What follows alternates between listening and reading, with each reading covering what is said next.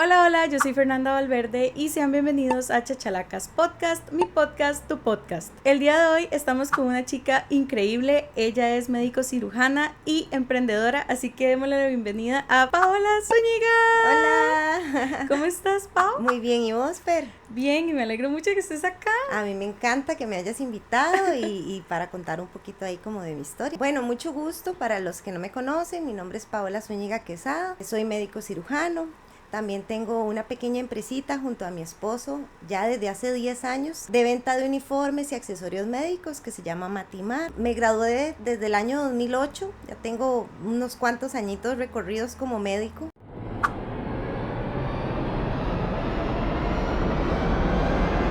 No estudié acá, estudié en La Habana, Cuba. Me gradué en el 2008 y trabajé para la caja más o menos como 6, casi 7 años en atención primaria, que son los EVAIS. Bueno, después de ahí he trabajado en otros lugares, ¿verdad? Privados y demás, pero bueno, mi experiencia, vengo a contarles un poquito cómo fue esa experiencia de, pues, trabajando en lo que fue salud pública y, pues, qué sucedió que decidí tal vez no enfocarme tanto en lo que siempre había soñado, porque desde pequeña había soñado ser médico. Cuando estaba trabajando, ¿verdad? En el EVAIS me decían, ay, doc, si usted no fuera doctora, como que otra cosa hubiera sido. Yo decía, nada, o sea, yo no puedo hacer otra cosa, ¿verdad? Y sin embargo ya tengo 10 años, en mi vida había vendido un chocolate, Fer, ni siquiera, o sea, cero, era, pues no, la palabra no es tímida, pero no, o sea, no, yo decía que no era jamás nada de vender, y pues tengo 10 años de vender uniformes médicos, que fue una forma de rescate a lo que me sucedió en ese momento. Sí, sobrevivir un poquito al caos también, ¿verdad? Sobrevivir Porque no al es solo caos. como dejar un trabajo, sino es un sueño, tu Todo, vida, tu juventud que se basó en estudiar, ¿verdad? todo. Quemarte las pestañas, porque estudiar medicina no es Sí. cualquier cosa, menos con especialidades. Fue tu sueño, te dedicaste a eso, saliste de un colegio directamente a esto. Claro, que Vivir eso en es, Cuba. si nos vamos un poquito ahí como para ver la historia de cuánto esfuerzo llevó. Bueno, yo creo que todas las carreras llevan un esfuerzo, ¿verdad? Yo creo que ninguna tiene más esfuerzo que otra, pero sí hay condiciones, ¿verdad? Yo le decía a Fer que muchas personas o sea, muchas personas tal vez cuando terminan no saben qué estudiar, ¿verdad? Y están en eso, o ¿por qué no? Estudiaron algo y cambian, o de repente estudia un año. Bueno, yo tenía muy claro, o sea, yo desde pequeña me gustaba mucho la música, me gusta mucho la música, y estuve en clases de canto, y en clases de música, y en cosas de música. Entonces digamos que mi pasión era, yo decía, yo quiero ser cantante. Por otra parte, también era ser médico, ¿verdad? Y la chiquita que jugaba de ser médico y todo, entonces era algo que estaba como muy en mí, algo que esa niña en lo profundo de su corazón realmente quería tener ese sueño, ¿verdad? De atender personas, ayudar a personas. Y me decían, ¿por qué quieres estudiar medicina? De verdad, Fer, que nunca fue como que, ay, yo quiero porque quiero tener dinero, porque eso es un mito, ¿verdad? Las personas creen que cuando el médico se gradúa también con los millones debajo del brazo, y es un mito total y absoluto. Hoy en día hay un montón de carreras que ganan mucho mejor que un médico. Pero bueno, nunca dije es porque, no, No, y siempre era, adicional, perdón que te interrumpa, está sobresaturada. O sea, está medicina sobresaturada. está, o sea, Sí, es como derecho también, está sí. en que ya una persona más no cabe, Sí. digamos. Bueno, lo que estamos hablando la vez pasada Sí, también. sin embargo es algo que pues siempre se van a ocupar, y yo creo que es algo que pues no sé hasta qué punto la IA llegue a sustituir, ¿verdad? Sabemos que hay muchas carreras que vayan a hacer, pero bueno, hay una parte humana que definitivamente la IA nunca nos va a poder dar. Entonces cuando se es un médico con vocación, con empatía y con humanidad, eso no lo va a poder sustituir ninguna inteligencia artificial, y yo creo que ahí está. Entonces era como eso, o sea, siempre dije, es que yo quiero ayudar, quiero. Bueno, y entonces fue como mi sueño, y cuando salí del colegio, sí, que siempre fui, ahí hay un tema, o sea, muchos me conocen, es la primera vez que yo me voy a referir a esto, yo nunca he hablado de esto o de lo que me pasó, simplemente me pasó algo, pues una experiencia de la que he tomado 10 años en recuperarme porque eso fue hace 10 años. Lo que pasa es que usualmente las personas, digamos, que tal vez me conocen por un tema de pérdida de peso que tuve y un tema de que trato de enfocarme en hábitos de salud y otras cosas. Entonces la gente conoce mucho la historia de Paola con el asunto de que tengo un bypass y que he bajado de peso, que no es a lo que vengo hoy, pero quiero, ¿por qué pongo esto? Porque, bueno, siempre tuve problemas, yo siempre fui obesa toda mi vida, y entonces cuando era pequeña, esa obesidad, digamos, que tenía y muchas cosas que pasé, llegué a pensar desde que estaba pequeña de que como no era bonita o no era atractiva, no era una niña atractiva, o al menos así lo pensaba yo, siempre tuve algún problema, tenía que ser muy buena estudiante. Okay. Entonces siempre me enfoqué y desde que estuve en la escuela siempre fue primer promedio en todo, porque de repente habían palabras que alguna vez se me dijeron cuando era niña, okay, que me resonaban, que me decían, usted tiene que ser inteligente porque bonita no es. Ok, eso te iba a preguntar, sí, de dónde venía. Esa frase me la dijeron repetidas ocasiones en mi infancia y resonó ahí, ¿verdad? Hasta la fecha es algo que me ha costado mucho, que cuando yo hago algo yo tengo que decir, tengo que hacerlo perfecto porque tengo que sobresalir por eso que hago, porque bonita no soy. Wow. Y es algo que todavía hoy en día, o sea, ¿te afecta? Sí, todavía hoy tal vez me cuesta un poco cuando voy a hacer algún proyecto, porque siento, aparte que tengo ansiedad y otras cosas, siento que tengo que hacerlo perfecto y no porque nadie me lo exige, soy yo misma, me lo exijo porque tengo que sobresalir, o sea, sobresalgo por lo intelectual. Ok. Al final, hoy he entendido que no es necesario sobresalir para nadie, que lo importante es realizarte y cumplir tus sueños, pero siempre hay cosas en la infancia tan poderosas que cuesta mucho soltar y arrancar. Pero igualmente, aunque eso venga de un lugar como un poquito dañado, como un poquito triste, de alguna otra manera, por lo menos nadie te va a recordar nunca de una manera como negativa, siempre te van a recordar por tu inteligencia, por tu intelecto, o sea, siempre vas a ser recordada por las razones correctas, a pesar de que eso viene de un lugar muy triste, porque hay personas que sí llegan a sobresalir, pero desde puntos demasiado negativos, que la misma persona dice, que me recuerde, sí. por eso. Exactamente, exacto. Sí, en eso sí tenés razón, Fer, y en mi vida, en todo lo que hago, no soy perfecta, ¿verdad? Claramente no soy perfecta, tengo un montón de defectos y soy súper humana, ¿verdad? En la parte de imperfección, pero en los proyectos que me propongo siempre tengo un lema que es, y bueno, también di clases hace poco, entonces a mis estudiantes se los decía, que cualquier cosa que hagas, hazlo en excelencia, no para los demás, que era el error, ¿verdad? Que tal vez antes lo hacía porque yo quería como que la gente viera que yo hacía las cosas excelentes, ¿verdad? Por problemas de autoestima y otras cosas. Ahora lo hago porque yo quiero sentirme bien. Sin embargo, eso te trae una autoexigencia que a veces puede ser dañina. Entonces, bueno, en la escuela siempre fui primer promedio, en el colegio, o sea, académicamente era muy buena, hasta que llegué entonces... Cuando se dio la parte de ir ya a estudiar, pues tenía muy claro que lo que quería estudiar era medicina. Hice todo el trámite para entrar a la UCR y aunque luego entré a la UCR, ya me había ido para Cuba. Esa es otra, hay una historia. En aquel entonces fue despuesito de la caída del campo soviético, entonces Cuba entró en un periodo especial. Se dio aquí en Centroamérica un huracán. Estamos hablando, seguro no habían ni nacido, no sé, pero... ¿Qué año fue eso? Fue en el año 97 o 98. Soy del 99. Hubo un huracán aquí en Centroamérica y entonces, bueno, pues en aquel entonces Fidel Castro había propuesto hacer un proyecto para graduar médicos que contribuyeran a las zonas más afectadas del huracán, que ahorita no me acuerdo el nombre, pero fue muy sonado.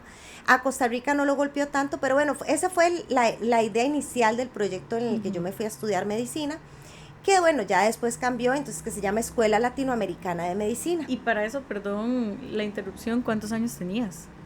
En ese momento yo me terminé el colegio con 17, me fui con 18. Wow, demasiado pequeña. Sí. Wow, a enfrentar el mundo así y a servir. Wow. Sí. Y además, o sea, vamos a ver las condiciones, ¿verdad? O sea, un colegio solo de mujeres, porque estuve en un colegio solamente de mujeres, mucha sobreprotección, a mí, digamos, casi no me dejaban salir, también no hacía, o sea, no era como autosuficiente realmente, A mí todo me lo hacían y todo era como ok, sí. chiquita de papi y mami, como dicen, ¿verdad? Al mundo real y un poquito más crudo, ¿verdad? Al mundo real, sí. Es como que yo a Fer le dije, es como que le hubieran tirado a uno en un bungee sin cuerda, porque no siento que tuviera las herramientas para irme a vivir sola, pero lo hice, lo enfrenté. Siempre he sido una persona que digo, ok, esto me da temor, pero me voy a tirar, ¿verdad? A ver, no soy impulsiva, o tal vez no tanto, pero si tengo que hacer algo, aunque tenga temor, lo hago. Y digo, bueno, trato de el día a la vez.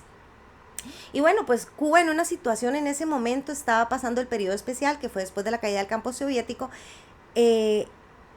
Esto sí quiero que quede muy claro que mi experiencia es en esos años, ¿verdad? No sé cómo está Cuba hoy en día. La última vez que fui fue antes de pandemia. Y sé que en estos momentos particularmente está en una situación también bastante crítica.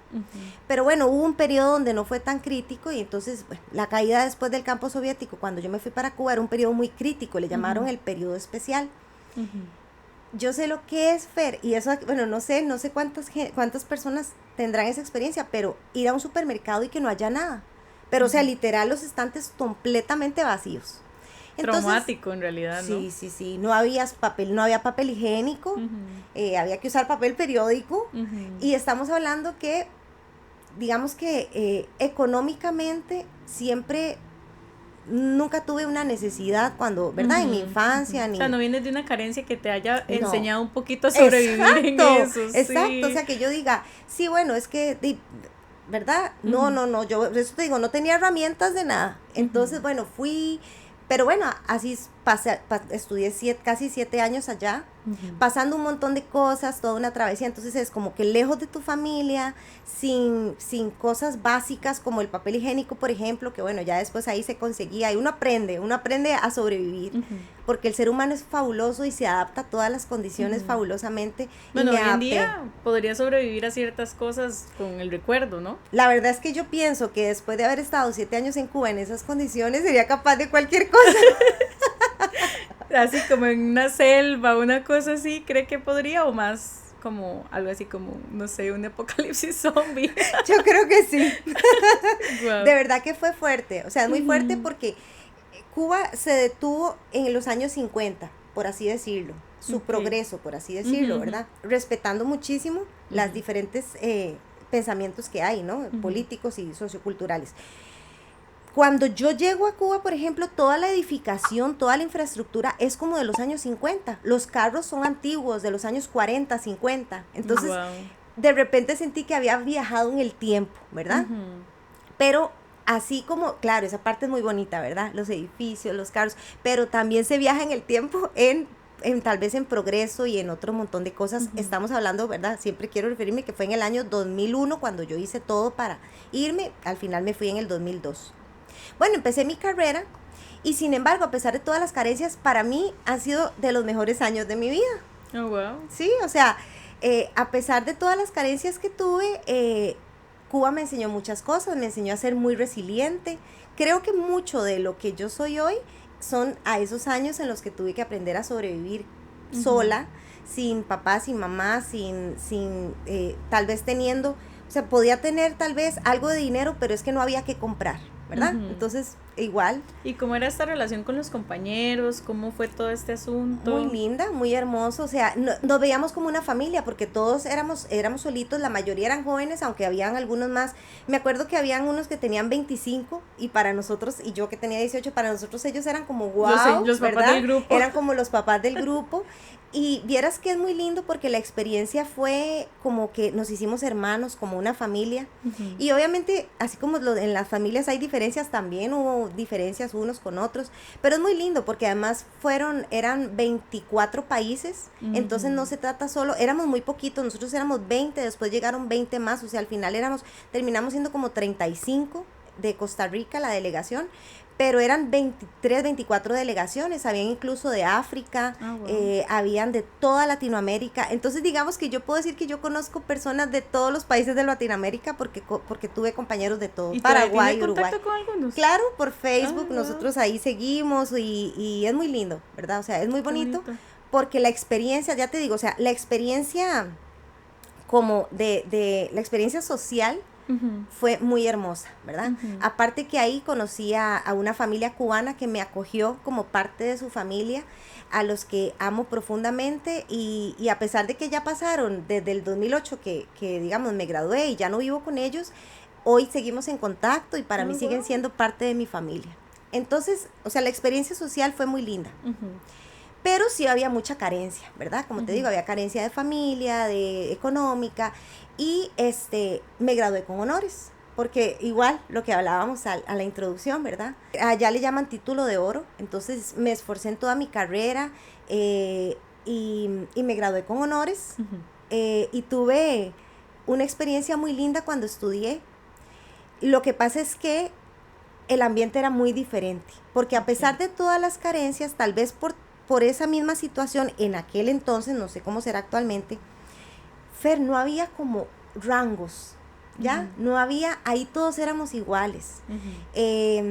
Digamos, el estudiante con obviamente, pues el profesor, obviamente era el profesor, pero incluso entre ellos, digamos, la enfermera, el médico, no había batalla, no había rango, ahí eran iguales.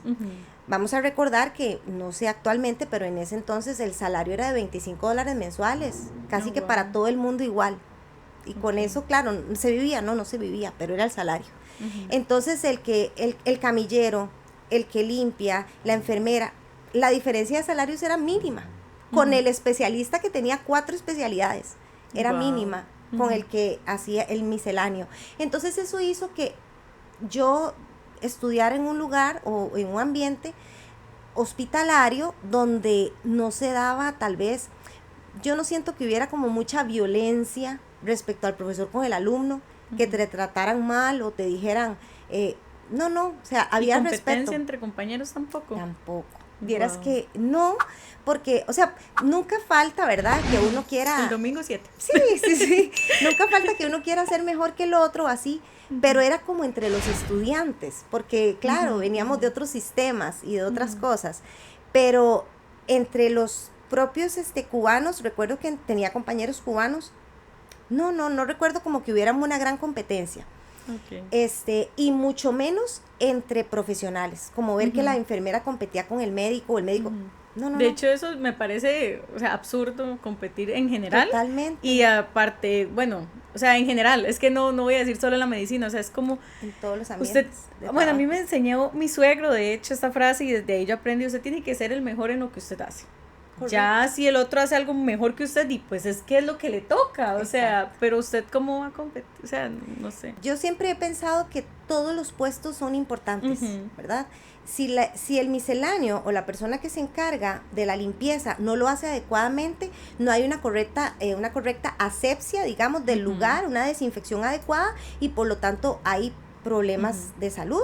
O sea, para mí, enfermería, yo amo la parte de enfermería, porque ellos son, muchos dicen, es que son la mano derecha. No, para mí, muchas enfermeras fueron mi mano derecha a la izquierda y los 2 pies, ¿verdad? Sí. Porque me salvaron a veces de situaciones donde iba a meter la pata y llegaban y me decían, lo que pasa es que eso, por eso te digo, cuando usted no está compitiendo, ni está creyéndose más que nadie, las personas te ayudan. Y yo recuerdo enfermeras, cuando ya estaba trabajando, que llegaban tal vez y me decían, Doc, tal vez ese día yo no andaba en mi mejor ánimo, porque todos tenemos días buenos, días malos, y me decían, Doc, ¿está segura de lo que envió aquí? Es que nada más lo puede revisar. Yo nunca me enojé por eso, al contrario, muchas veces me salvaron el pellejo de cometer algo que no debía hacer. Entonces, para mí, tuve enfermeras con las que trabajé muy bien, igual los auxiliares que son los ATAP, los que andan casa por casa, tienen un trabajo imprescindible, cansadísimo, los admiro muchísimo, porque es que no van casa por casa solos, ellos se llaman ATAP, de auxiliares de atención primaria. Los que andan como la hielerita. Eso voy, no andan solo ahí, casa por casa, porque aquí igual es cansado. Recuerdo que una vez hicimos unas campañas de vacunación y había que acompañarlos. Fera, que yo era matado, o sea, era ir unas cuestas, y ahora hay que sumarle que ellos llevan una hielera donde llevan las vacunas, llevan que las carpetas tienen que llevar todos los datos, o sea, realmente es exhausto y los admiro mucho, y así con todos, las que son de redes, de registros de servicios de salud, o sea, lo que llamamos como las secretarias, también mantienen el orden, la organización, ellas son las que dicen, pues no son las que dicen, pero ellas son las que llevan la agenda ordenada para que no se haga un caos. La conclusión para mí es que todos, absolutamente todos, deben ser muy buenos en su trabajo, y todos son sumamente importantes para que un equipo de trabajo se pueda hacer. Y eso tengo que decir que yo lo aprendí allá, porque allá era así, allá todos eran iguales, todo, bueno, en esa parte. Y lo otro era que el sistema de salud, vuelvo y repito, a esa época, ¿verdad? Yo no me puedo referir ahora porque tal vez alguien dice, pero no es así ahora. Bueno, posiblemente hace mucho que no voy a Cuba, pero vamos a devolvernos a esos años en que el sistema de salud era muy bueno. Había muchas deficiencias de muchas cosas, pero el sistema de salud era muy bueno. ¿En qué aspecto? En que yo te atendía y tenía que mandarte un ultrasonido, y en una semana ya tenías el ultrasonido hecho. Si tenía que mandarte alguna cirugía por algo, no pasaba un mes para que a usted la operaran. O sea, la lista de espera era de 30 días. ¿Verdad? Igualito que aquí, sí. Igualito. Y resulta que acá las listas de espera, a veces yo pienso que son broma, pero no, a veces hay citas que las dan para el 2035, ¿verdad? Y no es broma. Entonces, claro, entonces yo, cuando yo me desarrollo como médico, como profesional, donde yo estudio, donde mi formación, ¿verdad? Mi formación como profesional se da en un ambiente donde no hay competencia, donde todos somos iguales, donde todo es muy eficiente, ¿verdad? Mucha empatía también. Donde hay mucha empatía, el cubano es sumamente humano. Los pacientes eran muy, digamos, conocían mucho, ¿verdad? Tenían mucho conocimiento. Entonces usted ahí, como dicen en la calle, usted no se podía rodar al paciente con, ay, bueno, sí, tal cosa. No, porque el paciente tenía mucho conocimiento. Y llegaba el paciente y le decía, es que yo creo que tengo asma y creo que me compliqué y creo que se me hizo un neumotórax. O sea, cosas de ese tipo. Y yo decía, ¿qué? Yo estaba estudiando y yo, ¿qué es un neumotórax, verdad? Y yo, entonces, realmente son personas que tienen mucha educación en salud, porque el cubano en aquellos años se esforzaba mucho por estudiar, posiblemente por las otras carencias que habían, ¿verdad? También Entonces, seguro conocen mucho sus derechos por lo mismo, se los estudian al derecho y al revés. Sí, y además como hay tanta carencia de otra cosa, el cubano no tenía otra cosa que hacer más que estudiar. Y por lo tanto todos estudiaban mucho y eran personas muy estudiadas. Entonces, bueno, obviamente en mi formación fue en ese ambiente. Yo no tuve formación acá en Costa Rica como médico, pero sí vine a ejercer a Costa Rica. Entonces ahí es donde se da, y yo creo que conversando con amigos, hermanos que estudiaron conmigo allá, a todos nos pasó lo mismo. Fue un choque de realidad, ¿verdad? Siendo estudiante, yo estudiaba en Cuba, pero yo venía a pasar un mes de vacaciones acá. Mi mamá tenía una amistad y era especialista en anestesia, y esa persona era muy, muy buena, ¿verdad?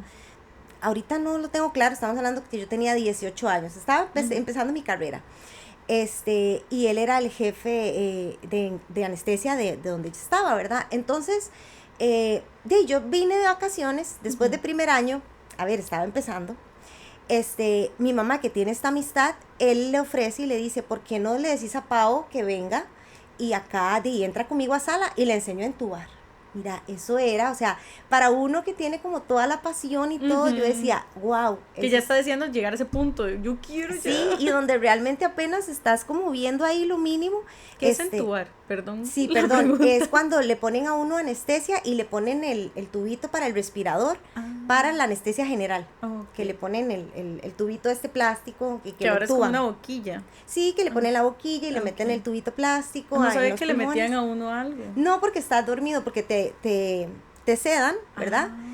Te entuban, te duermen. O sea, eso le pasa a todas las personas. A todas las personas, sí. Y uno nunca se da cuenta de eso, yo creo. No, pero a veces queda una molestia en la garganta, no sé si te ha pasado, pero después de una cirugía a veces queda ronco o que te molesta para tragar, es porque te pusieron un tubito, porque algo muy curioso, Fer, es que durante una cirugía que te ponen anestesia general, la anestesia general te baja tanto los niveles, te seda tanto que los pulmones no pueden funcionar por sí solos, entonces hay que dar respiración artificial.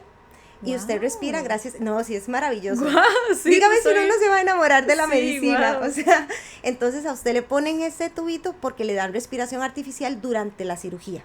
Y luego Ok. cuando te despiertan, bueno, te quitan el tubito, te despiertan para que los pulmones vuelvan otra vez a funcionar normalmente. Entonces Wow. y así también te bajan el ritmo cardíaco y te bajan otro montón de cosas durante una anestesia general. Y por eso a veces la gente les tiene como mucho temor a la anestesia general, porque es como que, pues no estás muerto, pero es como si estuvieras ahí, Ajá. ¿verdad? En un estado, Como en coma. sí, como en un coma inducido, por así decirlo, y donde necesitas estar conectado a una máquina, por eso los anestesiólogos están pendientes de las máquinas, para poder que el cirujano haga su trabajo. Wow. Pues para mí esta persona, claro, era en aquel entonces, yo decía, wow, es, ¿verdad? Un genio, ¿verdad? Porque hacía eso, y que me digan, venga y entre a sala conmigo, yo nunca había entrado a un salón, ¿verdad? Del otro lado. Y entonces, bueno, mi mamá me dice que el fulano, que vaya, y yo emocionada, ¿verdad? Para esto yo tenía 18, realmente era, aunque ya había estado un año en Cuba, igual seguía siendo como muy inocente en muchas cosas y siento que sí, era como muy, muy chiquilla, ¿verdad? Tenía 18 años, no sé, realmente era muy chiquilla. Voy a hacer eso con esa persona que no es una pasantía ni nada, simplemente me invita a sala quirúrgica. Y ahí yo empiezo a notar que el ambiente no es como lo que yo había visto o lo que estaba aprendiendo, ¿verdad?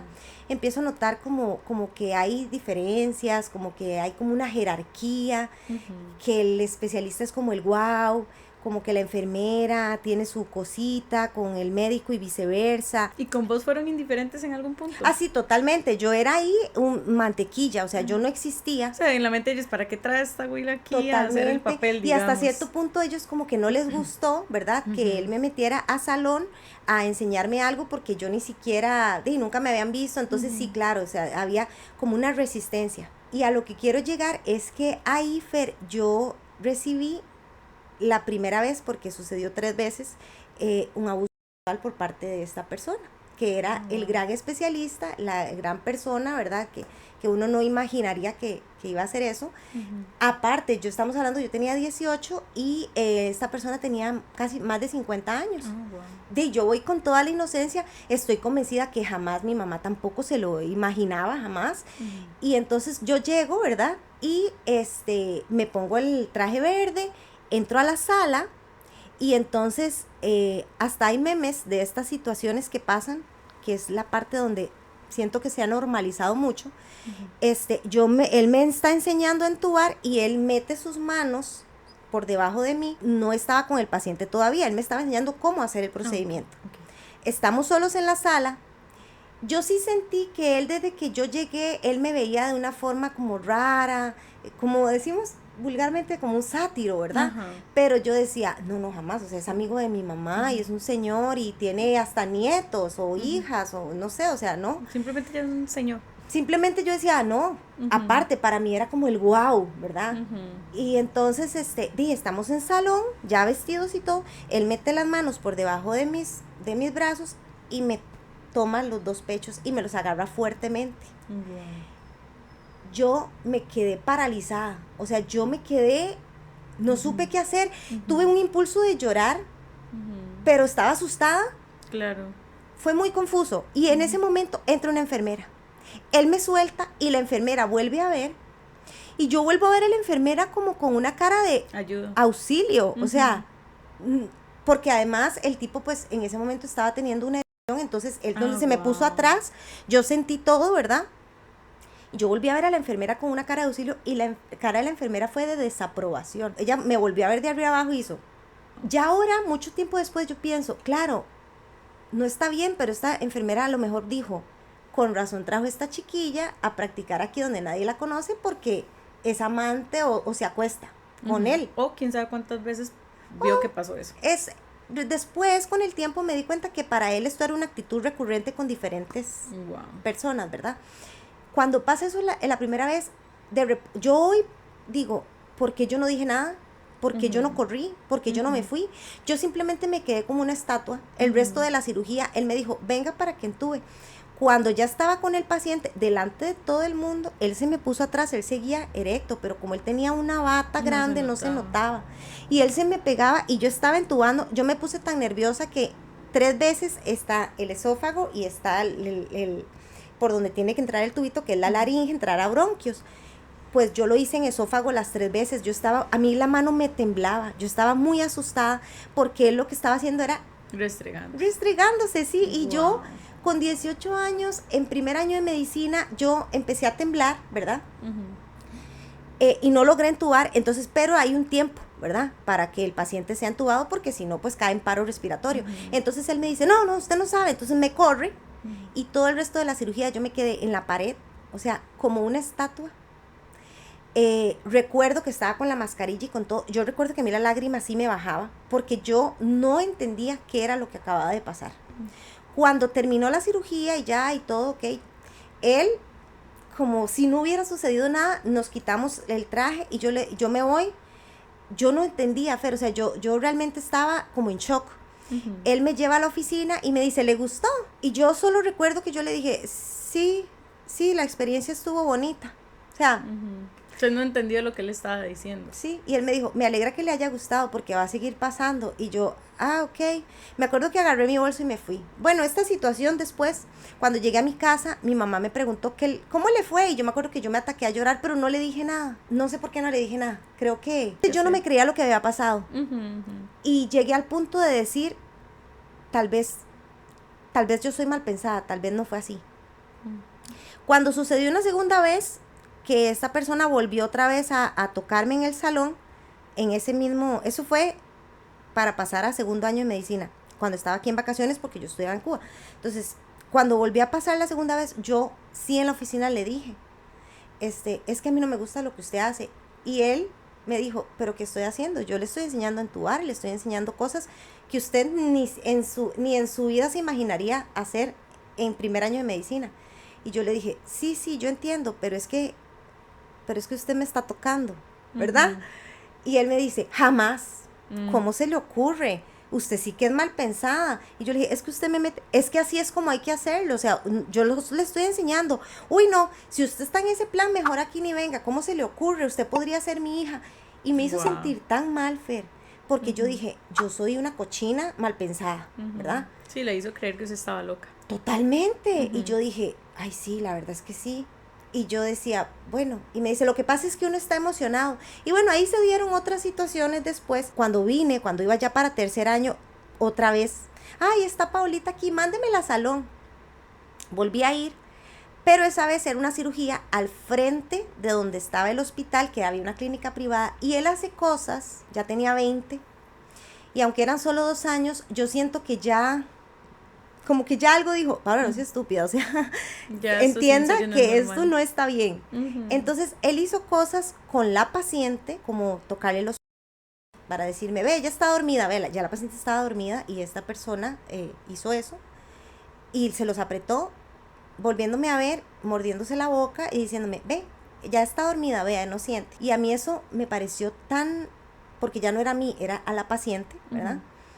Y yo dije, oh Dios, yo creo que esto definitivamente no está bien. Entonces, recuerdo que esa vez yo lo enfrenté a él fuerte en la oficina. Después de eso igual, él lo mismo, intubando ahí, lo mismo, la restregadera. Y esa vez en la oficina, yo le dije a él, vea, usted es un abusador. Entonces él súper ofendido, pero le dije, él tenía hijas, entonces le dije, usted tiene hijas.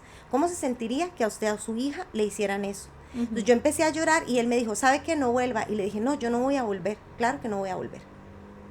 A todo esto, las enfermeras y la gente como que cuchicheaba cuando él me llevaba, y ya yo entendía que es que posiblemente ellas pensaban que yo tenía algo con él, ¿verdad?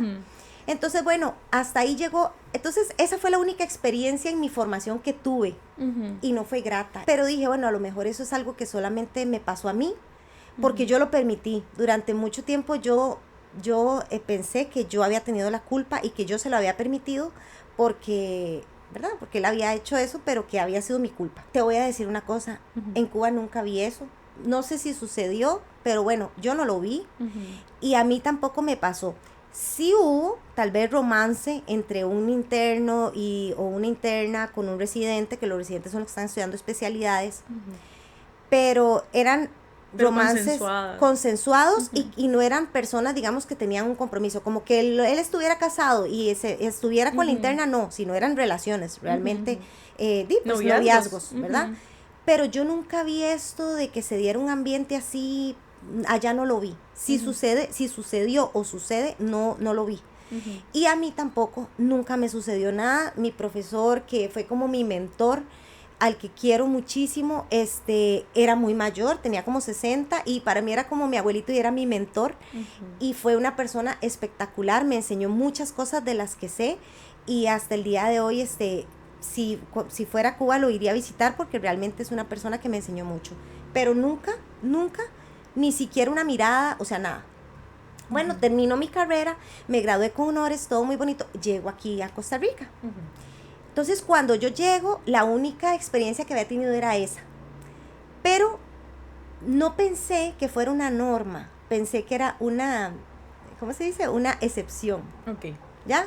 Entonces yo dije, fue una excepción y además fue por mi culpa. No estoy diciendo que eso se dé como norma, quiero aclararlo, pero sí se da frecuentemente, ¿verdad? No quiero meterme mucho en el tema, pero yo di clases en una universidad a medicina y a estudiantes de farmacia, y ahí me di cuenta que las cosas sí suceden, o sea, no sé qué tanto suceden, pero sucede, o sea, se da.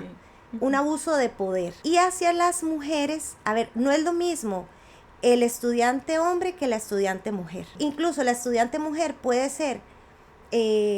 irle mejor académicamente, con la estudiante mujer hay excepciones. O sea, aquí en realidad estamos como muy atrás, o sea, como este tema del machismo y todo lo que hemos avanzado en muchas cosas, como que en la medicina todavía sí está como muy atrás todo. Yo lo digo en la medicina porque es en el campo en el que me desarrollé. No sé si sucederá en otras carreras. Sí, aclarando que estamos hablando ahorita de esta carrera, ¿verdad? Pero que hay mucha misoginia, sí.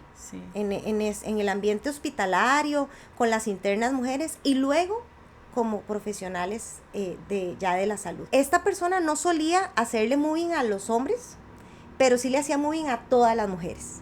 Lo que pasa es que no todas las personas somos iguales, entonces tal vez a unas más que a otras porque somos somos una presa fácil para este tipo de personas. ¿Y todavía no ha enfrentado como algún problema legal que usted haya escuchado hasta el momento? No, esta persona se especializó y no sé más de esta persona porque nunca más volví a saber de esa persona, pero nunca tuvo ninguna repercusión. Y no es el único.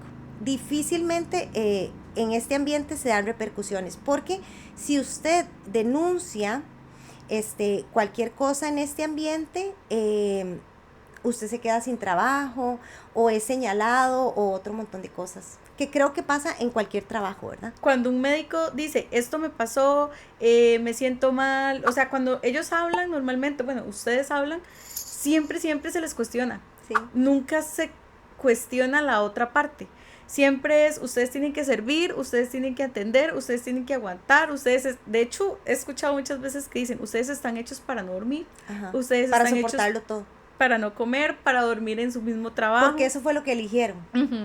Entonces, si no les importara tanto la plata, deberían hacer otra cosa, pero nadie sabe realmente lo que hay detrás, y no solo de la medicina, de muchísimas profesiones más, que de hecho hace poco estuve en contacto con una chica, no puedo profundizar mucho, que ella quiere venir a contar algo que pasó. Ella es profesora, y bueno, hay todo un tema ilegal, y resulta que a ella no la atendieron en el INSS, porque a ella el jefe le tenía que firmar como, sí, ella sufrió acoso laboral, y el jefe era partícipe. Entonces ella me dijo como, es decirle a un violador que acepte que está violando a una persona y que la vayan a atender. Claro. Es exactamente igual. Y yo, pues sí, básicamente es una violación a los derechos humanos. Sí, muy bueno eso que dijiste, Fer, porque se nos exige mucho. A ver, yo no elegí no dormir, no elegí la explotación que existe, porque en este gremio existe una explotación. A veces una persona que tiene 36 horas sin dormir y tiene que seguir atendiendo, o sea, fisiológicamente ese cerebro está en alerta y no está, se le puede pasar cualquier cosa. Y contando que aún así, con esas horas sin dormir, o tienen que seguir atendiendo, Claro. o manejar hasta sus casas, Claro. tener una vida personal, o sea, es hacer una bastante. cirugía y ya Exacto. tienes 36 horas de guardia. Estamos hablando que estamos tratando con personas y esa explotación y eso que se da es realmente a veces hasta peligrando la vida de los usuarios, ¿verdad? Pero el usuario lo que ve es la otra parte, que eso es muy interesante. El usuario ve es, toman media hora para desayunar. No digo que no hayan algunos que no lo hagan, pero realmente la realidad es muy distinta. Se tomó media hora para desayunar, se tomó 2 horas para almorzar, es que no me atienden. Lo que la persona no sabe es que usted está fuera de emergencias, pero adentro hay otro montón de gente que está entrando en código azul, que está entrando por sala de shock, que está entrando en ambulancia. Entonces, si usted, que está bien, es válido, usted se siente mal, usted tiene una gastritis muy fuerte, usted está en la sala de espera de emergencias, pero entra una persona que viene con una sospecha de infarto con la Cruz Roja, yo no puedo dejar a esa persona esperando para atender tu gastritis, aunque lo tuyo también es importante, ¿verdad? Entonces eso es todo un tema. ¿Y qué dicen? Tengo 10 horas, claro, a veces también sé, ¿verdad? También sé que a veces se pasan, ¿verdad? Pero hay gente que dice, tengo, bueno, no digamos 10, tengo 3 horas esperando, no me han visto, no pasan a nadie por ahí donde está la doctora, pero esa doctora está atrás atendiendo todo lo que está llegando. Yo tengo un familiar que trabajó algunos años en la caja, en la clínica Marcial Fallas, para ser específicos, están desamparados, y voy a entrar en detalle para que me entiendan por si alguien ve esto y es de desamparados y va un día. Antes de que agregaran el hospital, por así decirlo, habían, bueno, esas gradas todavía existen, pero ahora tienen un portón. Pero antes eran como emergencias, entonces digamos, estaban todas las bancas en donde usted se sentaba, las gradas y emergencias, no sé si me voy a entender. Y recuerdo que, bueno, a este familiar, al tener como un poquito como de acceso, a mí me permitían andar como por todo lado, o sea, yo iba a la farmacia, iba a emergencias y cosas así. Estaba niña. Sí, claro, estaba muy pequeña. La última vez que tal vez lo experimenté podía tener unos 11 años. A mí me encantaba, nunca en mi vida, si soy sincera, he querido estudiar medicina. ¿En serio? ¿Nunca lo pensaste? No. Porque normalmente los hijos de personas de salud quieren... No, para nada, se lo juro, nunca me ha gustado el área de salud. O sea, no, creo que no tengo... O sea, como te dije ahora, tengo dos extremos, o tengo demasiada empatía o soy demasiado indiferente. Entonces, creo que con la salud tocaría mucho fibras que la verdad no quiero tocar de ninguno de esos extremos, pero bueno, sí me encanta, digamos, por ejemplo, el día que yo te dije, si algún día vuelves a dar clases me invitas, o sea, a mí me fascina, siempre quise conocer el área de quemados del hospital de niños, o sea, siempre me ha gustado como esto de conocer lugares, y de hecho algún día, si este podcast o algo en mi vida tiene así como un crecimiento en donde yo pueda tener una fundación o aportar, me encantaría. Genial, y me encantaría, pero relacionarme, o sea, no solo aportar y desentenderme. Entonces desde pequeña me encantaba andar ahí como en los pasadillos de la Marcial, y me acuerdo mucho que me dejaban entrar a urgencias, a emergencias, a andar ahí como por todo lado. Y bueno, la gente que es de desamparados sabe que había una parte en donde entraban las ambulancias, pero hay una parte específica que no se ve, en donde usted entra al parqueo y hay una cuesta. Esa cuesta que está ahí es directo al hospital, bueno, a la clínica, donde entraba ya lo rojo, la gente corriendo, los gritos, y, o sea, y yo llegué ahí a ver personas con una pierna una persona así, o sea, que usted y que decía, es frecuente, y no es como que entra una ambulancia cada hora, no es frecuente. Y de hecho habían solo 2 ambulancias, y yo no me acuerdo de dónde, pero yo no sé de dónde salían más ambulancias. O sea, bajan el paciente y van por otro, bajan el paciente y van por otro, y mientras tanto, lo que es, digamos, las personas amarillo o verde, que son personas de, eso es se clasifican amarillo, verde y rojo, entonces, amarillo verde, que es que no peligra su vida, no quiere decir que sea menos importante, pero no peligra su vida, que están del otro lado, es lo que no ve.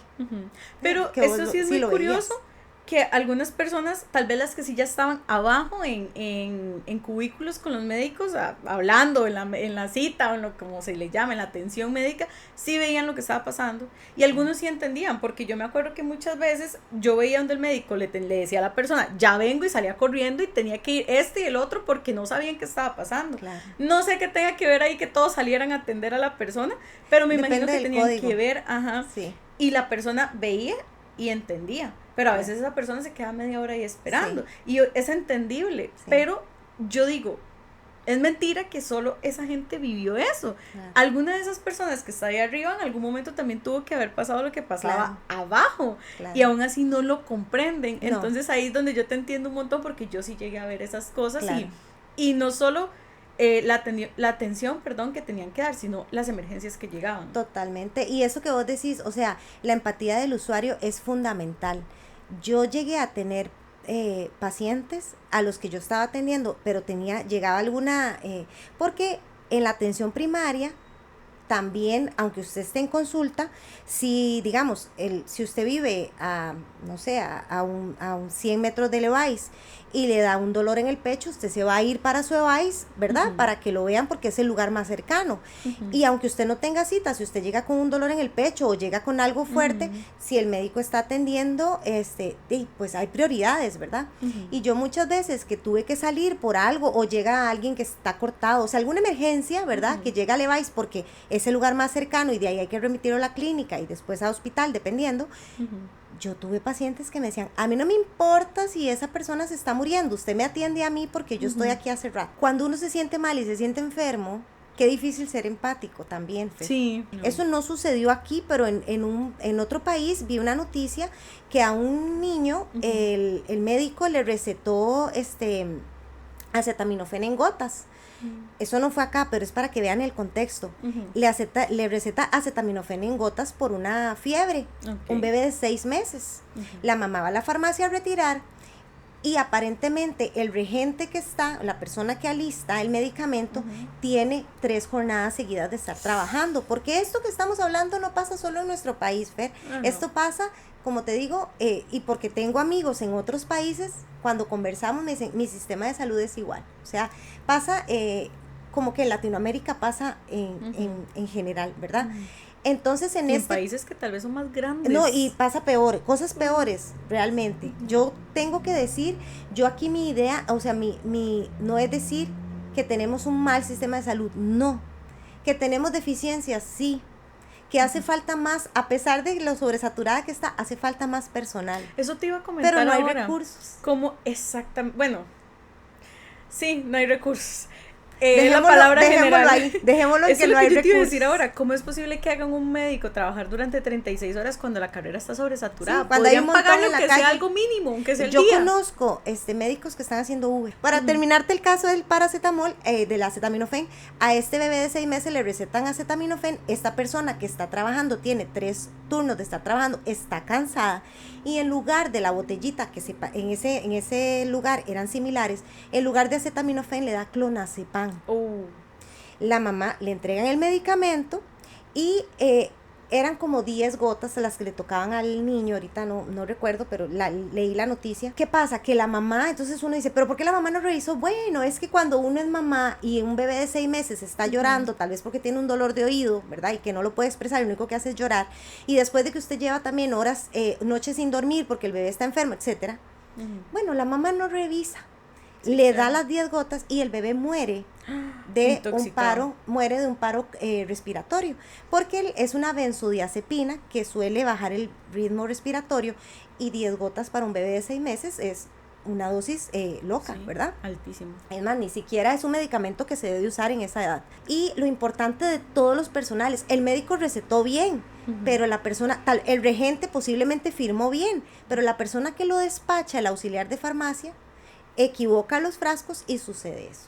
Entonces, y terminan en la muerte de un bebé. ¿Y esto me imagino que terminó en prisión o en destitución? Sí, esta persona terminó en prisión.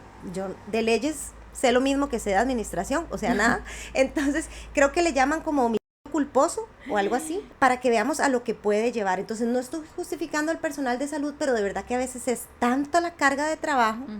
Las personas de farmacia tienen montones de medicamentos. Yo los admiro por 2 cosas. Porque si un médico hace una letra y el auxiliar o el regente no la entiende bien, no pregunta y se imagina lo que es y despacha lo que se imaginó y no era, puede matar a una persona. Sí, es grave. Entonces, a ver, yo no tengo la mejor, es más, tengo una letra fatal, pero por lo menos siempre trataba de hacerla a lo mejor, aunque ya esas cosas casi no se dan porque existe de hecho me parece muy bien digital, ¿verdad? Okay. Pero cuando era en letra, aquello era, entonces los admiro por eso. Primero por el que entienden en las letras, ¿verdad? A veces son jeroglíficos, pero si no le entienden, yo cuando di clases a los estudiantes de farmacia, yo les decía, si usted no entiende algo, pregunte mejor. No importa que digan, ese no sabe o lo que sea, pregunte porque por preguntar usted puede salvar una vida. Y lo segundo por lo que los admiro mucho es porque casi todas las pastillas tienen el mismo empaque. Y también existe la parte esta, administrativa, que quiere todo perfecto. Quiere todo perfecto y quiere todo de una manera en un ambiente donde a veces no se puede. Cuando yo empiezo a trabajar, como te digo, yo vengo así como con esa experiencia y la formación que tenía. Bueno, cuando yo vengo entonces me empiezo a enfrentar a todo esto, ¿verdad? Me empiezo a enfrentar, como yo lo decía ahora, en las competencias entre colegas. Existe toda una burocracia existe una cadena alimenticia, digamos, por así decirlo, donde hay unos que están como muy abajo y el gran, ¿verdad?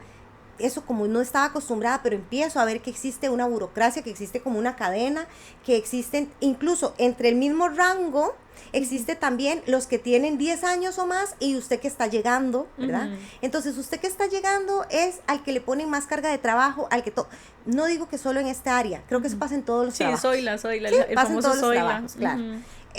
Pero bueno, entonces me enfrento a eso, me enfrento a que un paciente necesita un ultrasonido porque yo sospecho que tiene un carcinoma o algo maligno y le dejan cita para 3 años.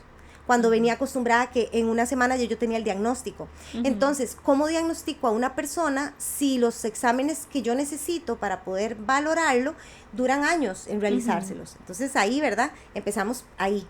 Entonces me enfrento a eso, me enfrento a todas las deficiencias que hay a veces de medicamentos. Me acuerdo que mandaba una receta y no hay. Yo lo cambiaba por otro. No, tampoco. Entonces, desabastecimiento a veces de medicamentos que tal vez usted necesitaba mandar al paciente, pero son de usos únicamente especialista. Entonces, usted no lo podía recetar, tenía que mandárselo a un especialista, pero ese especialista le daba cita dentro de un año. Por un medicamento. Para hacer una receta. Wow. En ese primer lugar, bueno, mi jefa era una mujer, y yo digo, bueno, todo bien, igual, como te digo, eres muy presionado. En una hora hay que ver 5 pacientes más la gente que llega. Entonces al final tenés a veces 11, 12 minutos.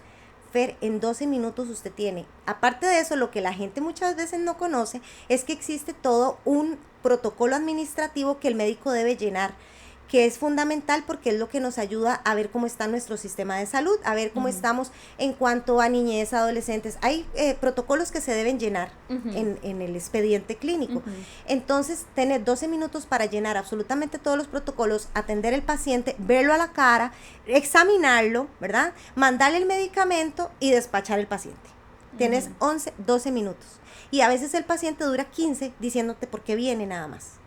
Entonces, ahí es donde viene el que no me vio a la cara, el que no, creo que no está justificado, pero ahí viene el no me volvió a ver, ese doctor me atendió y ni siquiera me vio a la cara, ese doctor me vio y ni siquiera me tocó.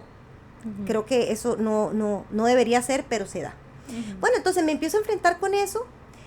Yo le decía ahora a Fer, yo creo que ahí yo desarrollé ansiedad, claro. Yo en un día de 7 a 4 yo veía 50 personas bien. Entonces, claro, y además a las 50 tratando de verlas bien, a veces yo llegaba a mi casa y yo decía, cuando yo vi a esta persona, ¿será que de verdad le di bien? ¿Será que...? O sea, yo llegaba a mi casa y seguía pensando si lo que había hecho, porque es como como un torbellino, y yo decía, ¿será que hice bien esto? ¿Será que ese medicamento estaba bien? ¿Será que...?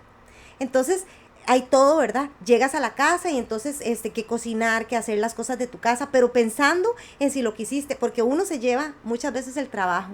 Y si viste que un niño o si viste a alguien y no le pudiste resolver, o ese paciente, o sea, depende mucho, pero yo era una persona que si yo tenía sospecha de que ese paciente tenía un cáncer, yo me llevaba eso y me lo dejaba ahí. Y si algún paciente mío o gente que sabe, Fer, yo llamaba a esas personas. Ya esa era algo extra, ¿verdad? Pero yo tal vez, yo le mandaba algo y cuando yo sabía que esa persona iba a tener el resultado del examen, tal vez en otro lugar, yo llamaba a la persona y le decía, ¿cómo le fue? Porque yo me llevaba y me quedaba con eso, ¿verdad? Trataba de darle como un seguimiento. Claro, en emergencias eso es casi imposible, pero ya en lo que es en un EVAIS es tal vez un poquito más factible. Pues yo empiezo a trabajar y bueno, me enfrento con todo eso. Resulta que como a los 6 meses de que yo estoy trabajando, yo quedo embarazada de mi primer hijo. Sí, como a los 6 meses de trabajar. no fue algo que estuviera planeado. Entonces ahí tenemos la parte como de que obviamente también, ¿verdad? Aunque ya mi esposo en ese momento no era mi esposo, pero ya era grande, ya era profesional y yo también. Igual, siempre cuando cae un embarazo y tal vez no lo tenías en ese momento pensado, siempre es un choque. Tras de que tengo ese choque, recuerdo ir donde mi jefa, era una mujer, recuerdo ir donde mi jefa y decirle, yo llego y le digo, es que estoy embarazada.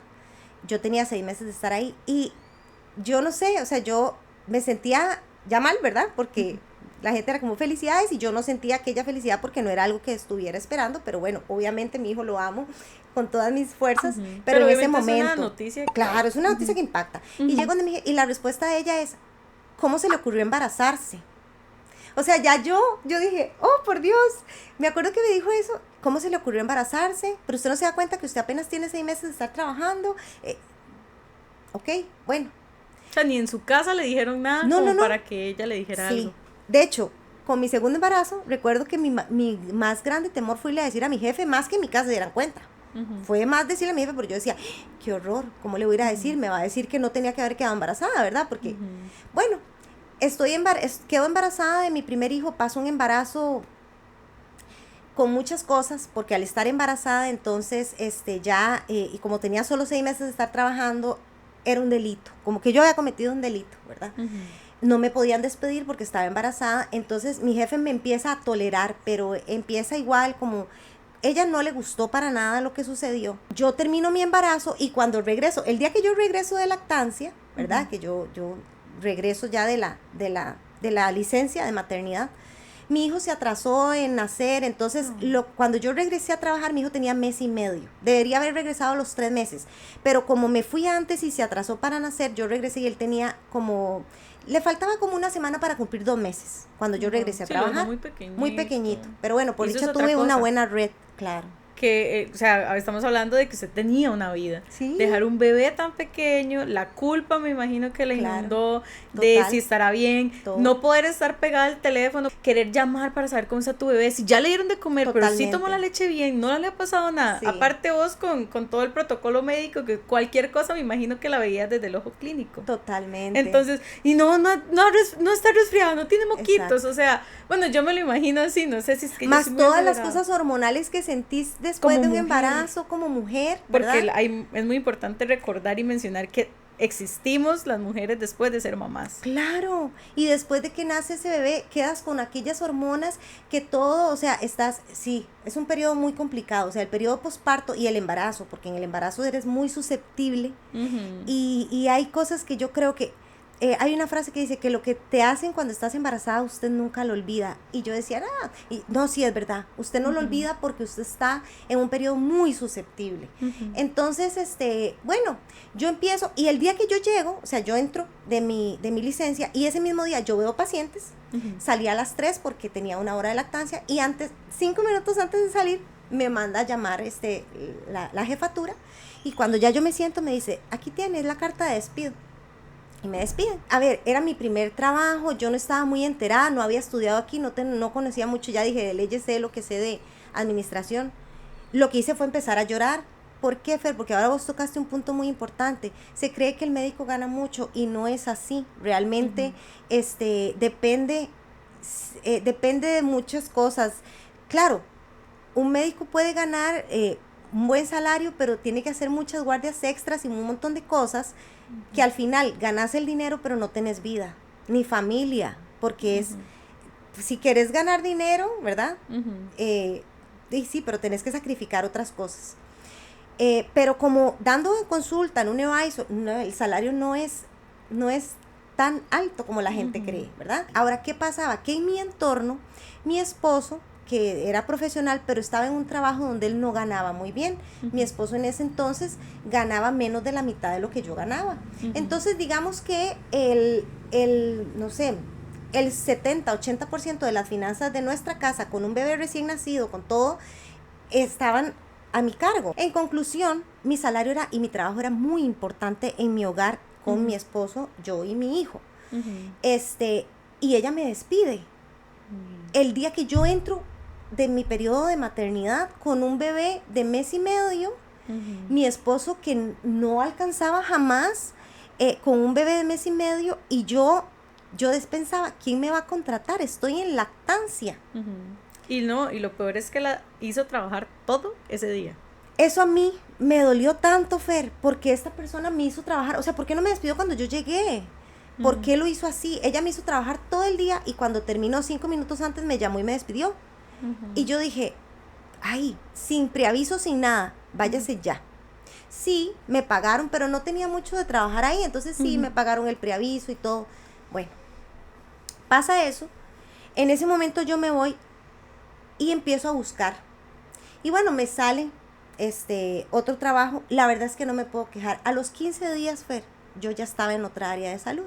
Okay. Y eso no es tan frecuente, pero creo que todo pasa por algo. Tengo una duda, ¿cómo buscan trabajo los médicos? Es muy complicado. Sí, ¿cómo? Bueno, en ¿cómo aquel ustedes? entonces era tal vez un poco más sencillo, pero hay que hacer unas pruebas, porque la caja pide unas pruebas, pide varias cosas. Y en este lugar donde yo empecé a trabajar, a ver, es la caja, pero es externo. Le vende el servicio a la caja. Entonces, no quiere decir que fuera más sencillo porque yo tuve que hacer hasta exámenes teóricos para poder entrar a trabajar a este lugar. Te hacen exámenes de salud, entrevistas, como 2 entrevistas y otras cosas. Cuando yo voy a este lugar, a la entrevista, algo curioso fue que a mí me dicen, entre las cosas, ¿verdad? Que me entrevistan, ya había hecho las pruebas, ya había hecho todo. Te hacen pruebas incluso psicológicas, o sea, te hacen pruebas de todo. Ya yo estaba ya casi para entrar y entonces me dicen, no, ocupamos saber una cosa, usted se empieza a embarazar pronto nuevamente. Y entonces, ellos sabían, ¿verdad? Mi condición, digamos, que yo estaba con un bebé recién nacido. Yo, no, la verdad es que no. Yo, la verdad, Fer, es que, bueno, la maternidad es muy hermosa, pero es muy difícil. No pensaba, tener más hijos, ¿verdad? Pensaba cerrar fábrica. Sí, yo dije, no. Entonces me dicen, ¿usted piensa embarazarse? Yo digo, no creo, o sea, no pienso tener más hijos. Ah, entonces está operada. Y yo, no estoy operada, pero bueno, no. Ah, bueno, y la otra pregunta que ocupamos saber es, ¿usted va a pedir su hora de lactancia? Es que nosotros no se la podemos dar. No tienen por qué, porque yo vengo de otro lugar donde me despidieron la lactancia. Entonces yo le digo, no voy a pedir mi hora de lactancia. Es una hora, Fer, pero vieras que esa hora es tan importante, ¿verdad? Pero bueno, yo dije, no, de una vez. Y esto, digamos, bueno, no sé si vas a entrar ahí y me estoy adelantando, pero ¿cómo hacías? Porque yo tengo entendido que cuando una persona está amamantando, sí, hay un tema de dolor, hay un tema de inflamación y hay un tema pues de andaba, todo. Cargaba mi extractor y le dejaba a mi hijo, respeto mucho las crianzas que tenga todo el mundo, pero bueno, yo le di lactancia exclusiva hasta los 6 meses al mayor y luego tomó hasta el 1 año y medio, a pesar de, y fue exclusiva.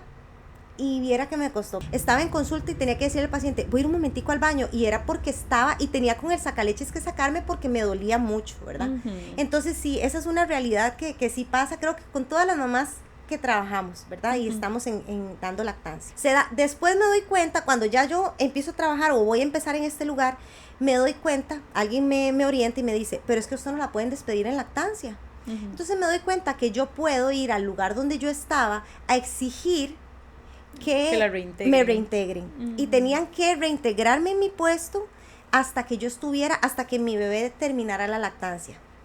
Ya yo tenía otro lugar donde iba a entrar a trabajar. Entonces yo no quise hacer eso, porque eso es algo que quiero. Yo sí supe que pude reintegrarme porque es prohibido despedir a alguien en lactancia, a menos que sea un despido sin goce, o sea, un despido muy justificado.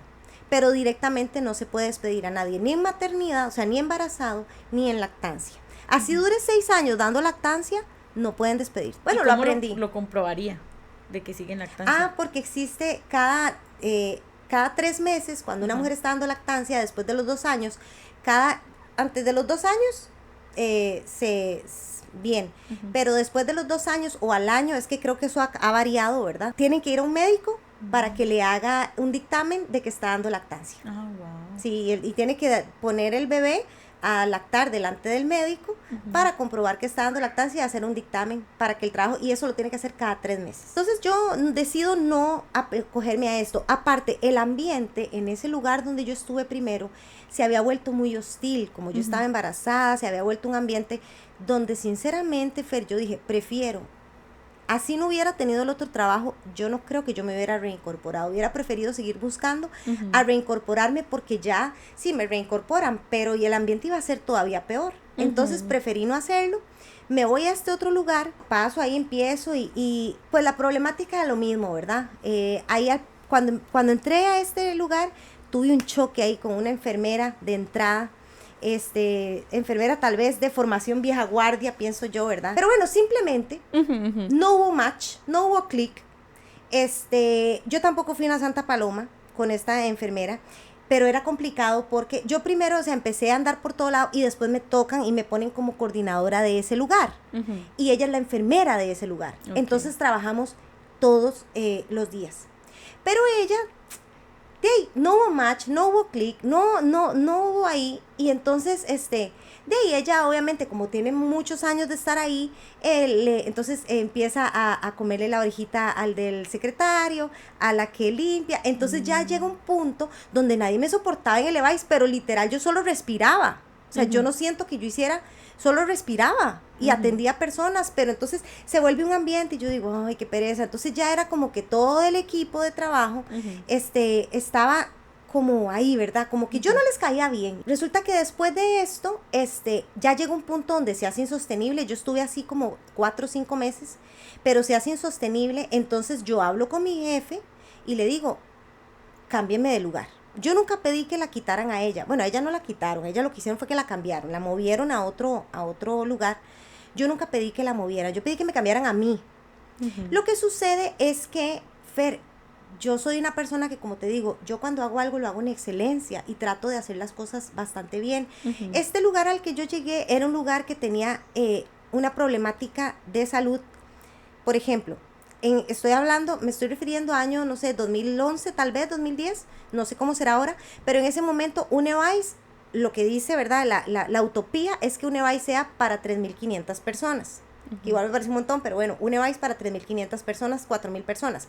Este EVAIS tenía una población de más de 7.000 habitantes. Entonces, pero era un médico. Entonces, era como decir 2 en 1, pero solo con un recurso. ¿Okay? Entonces, era un lugar donde había demasiado, o sea, te voy a ser sincera, después yo llegué a pensar, me pusieron ahí porque nadie quería ir ahí, porque era un lugar donde el trabajo era increíble, que es donde yo veía 50 hasta 60 personas por día.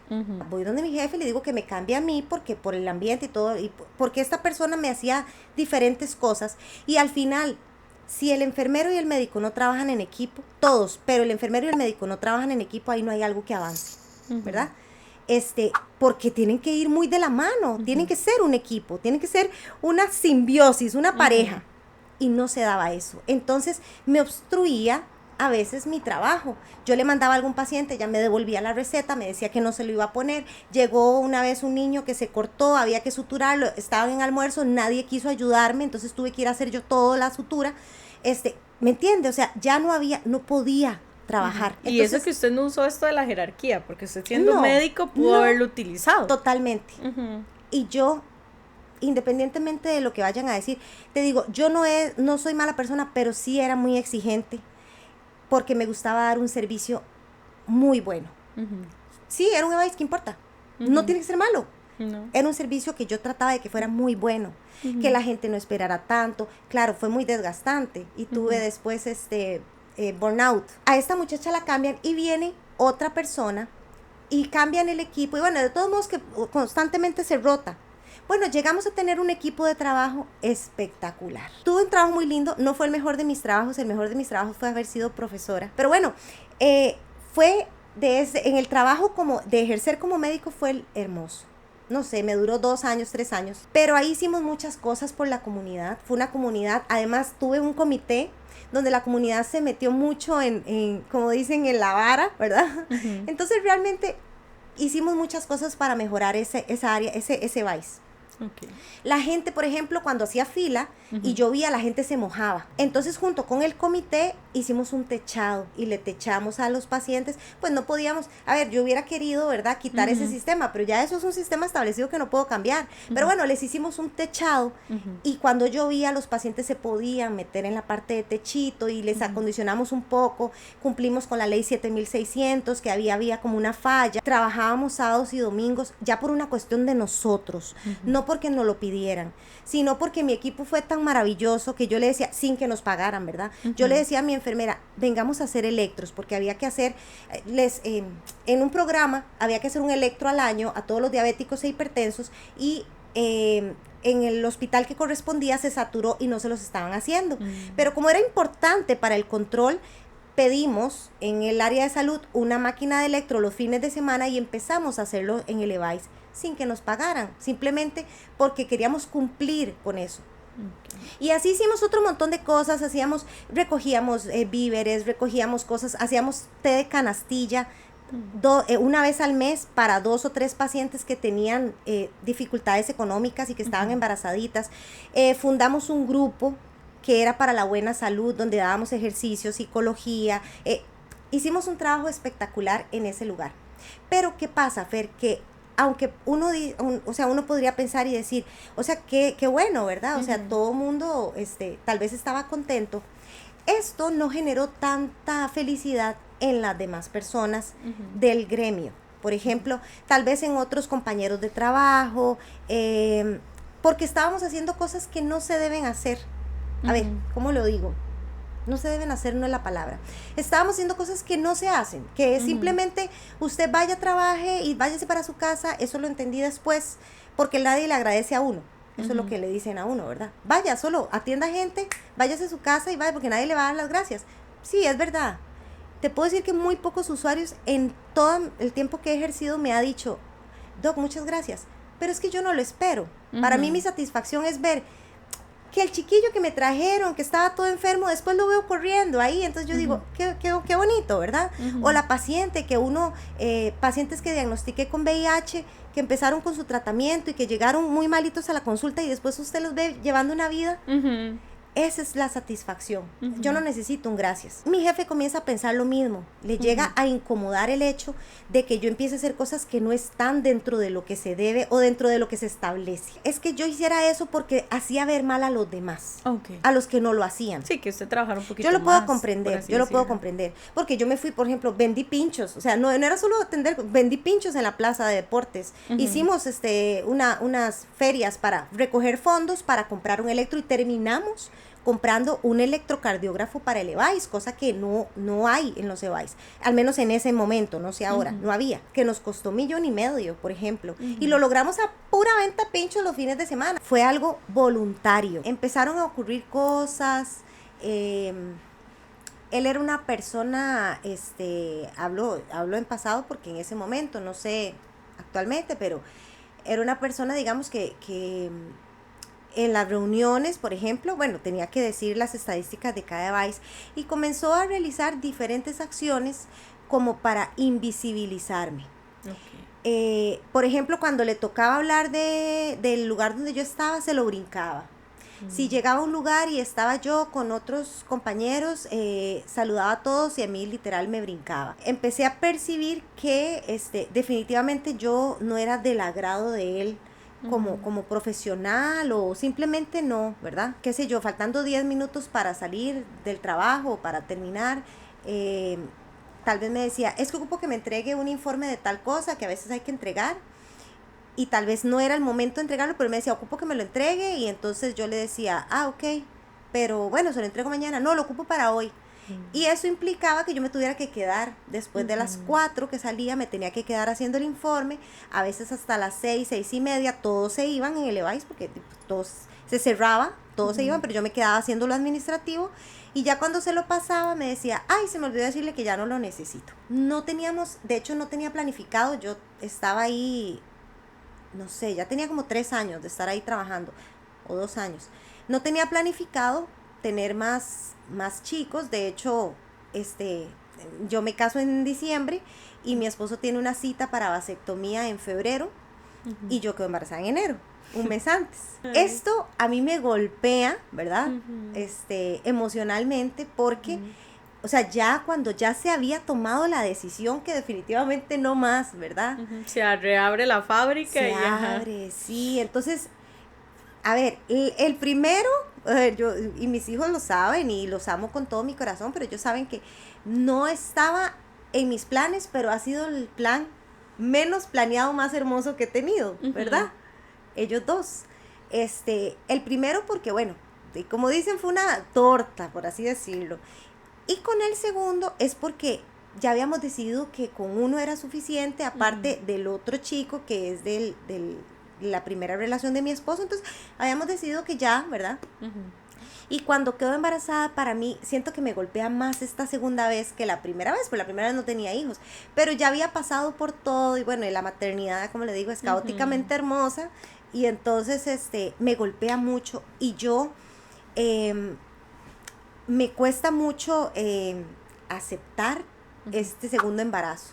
Pero bueno, nada, pues quedo embarazada y ya voy, me reúno con el quien era mi jefe en ese momento, se lo digo y él no acepta muy bien la noticia tampoco, ¿verdad? Como que no le Ujú. gusta. Había un pensamiento como que es que cuando la mujer se embaraza, es más lenta, no hace su trabajo bien. Ujú. Entonces yo empiezo durante el embarazo a tratar de trabajar el doble Ujú. por una cuestión muy mía, pero desde que yo empecé el control prenatal, el doctor me decía, digamos que me llevaba el control, me decía es que tiene taquicardia fetal. Entonces yo empiezo desde el inicio con taquicardia fetal. El doctor me dice, bueno, vamos a ir controlándolo. Me Ujú. decía que tratara de estar más tranquila, pero sí estaba bajo mucha presión, ¿verdad? Ujú. Bajo mucha presión a nivel de cosas que, estando embarazada, yo quería que Levi's, que ya tenía mucho sobrecargo, yo Ujú. quería que no se viera bajo el bajón por el hecho de que yo estaba embarazada. Ujú. Pero lo cierto es que yo no daba la talla bien porque estaba cansada y otras Ujú. cosas. Pero bueno, yo sigo y sigo y empiezo con esa taquicardia fetal durante todo el embarazo. eh, Resulta que tenía, en ese momento, mi hijo mayor tenía como un añito y, no, tenía 2 años, mentira, tenía 2 años y un poquito más. Ujú. Entonces tenía el chico de 2 añitos y resto, embarazada y todo el trabajo, ¿verdad? Que Ujú. igual que atender el montón de gente y todo, ¿verdad? Ujú. Toda esta carga que hemos estado hablando sobre en este ámbito que es Sí, bastante tener un explotado, bebé, ¿verdad? traer otro Tener bebé. un bebé, tener un bebé ya pequeño, ¿verdad? Ujú. Estar embarazada y además con esta carga de explotación Y que se da. adicional, también hay un campo muy importante acá que es estos 2 años son vitales para la mujer después de dar a luz, que es como Totalmente. cuando apenas va volviendo en sí. Yo no satanizo el hecho de que hayas vuelto a quedar embarazada, porque ya, o sea, ya tenías una vida, o sea, yo eso jamás te voy a juzgar, pero lo que sí juzgo es que ellos se comportaran así con vos y, o sea, y que tal vez, porque es mentira que no, de fijo sí, tenían que saber que ya habías pasado por algo parecido. Pero son médicos, ustedes saben cómo funciona un embarazo y Sí, qué hay detrás, sí. me explico, entonces es como de sabiendo más que un humano normal que tiene un embarazo, quisieran jugar con tantas cosas al mismo tiempo. Siento que se jugaba, digamos, esta persona jugaba mucho con la psicología. Humillarte, pero sin sonar que te humilló, Claro. ¿verdad? Ujú. Entonces era como muy psicológica la situación. Ujú. Repito, no era solo conmigo, uno lo veía con otras personas, pero siempre mujeres. Ujú. Yo de verdad no recuerdo ver que hiciera algo contra, y habían, pero habían muy poquitos. Voy a Ujú. poner un número, no sé, X. Éramos 20 mujeres y 3 eran hombres. El resto eran mujeres. Ujú. Así, a ese nivel. O sea, eran muy pocos varones. Pero yo no recuerdo a él, digamos, como haciendo algo para, así, humillando a un hombre, no. Era como a las mujeres. Y poniendo un ejemplo, de las 15 mujeres que habían, digamos que éramos un grupito de 5 o 6 a las que era como fuerte, ¿verdad? La Ujú. cosa. Las personas saben a quién le hacen las cosas y cómo hacen las cosas, ¿verdad? Ujú. Fer, es importante que yo en mi primer embarazo, después del que yo tuve a mi hijo, yo tuve depresión postparto. Ok. Claro, a mí Ujú. me pasó lo del despido, me pasó toda, Ujú. entonces yo estuve con depresión postparto que no traté en ese momento porque fui a donde una psiquiatra y me dijo, tiene que quitarle el pecho a su hijo para que se tome las pastillas. Y yo dije, no, yo no voy a quitarle el pecho a mi bebé. Y era muy poquito el ratito, porque era de lunes a viernes, a veces muy poco rato el que yo podía estar con él, entonces yo no quería, no quería quitarle el pecho.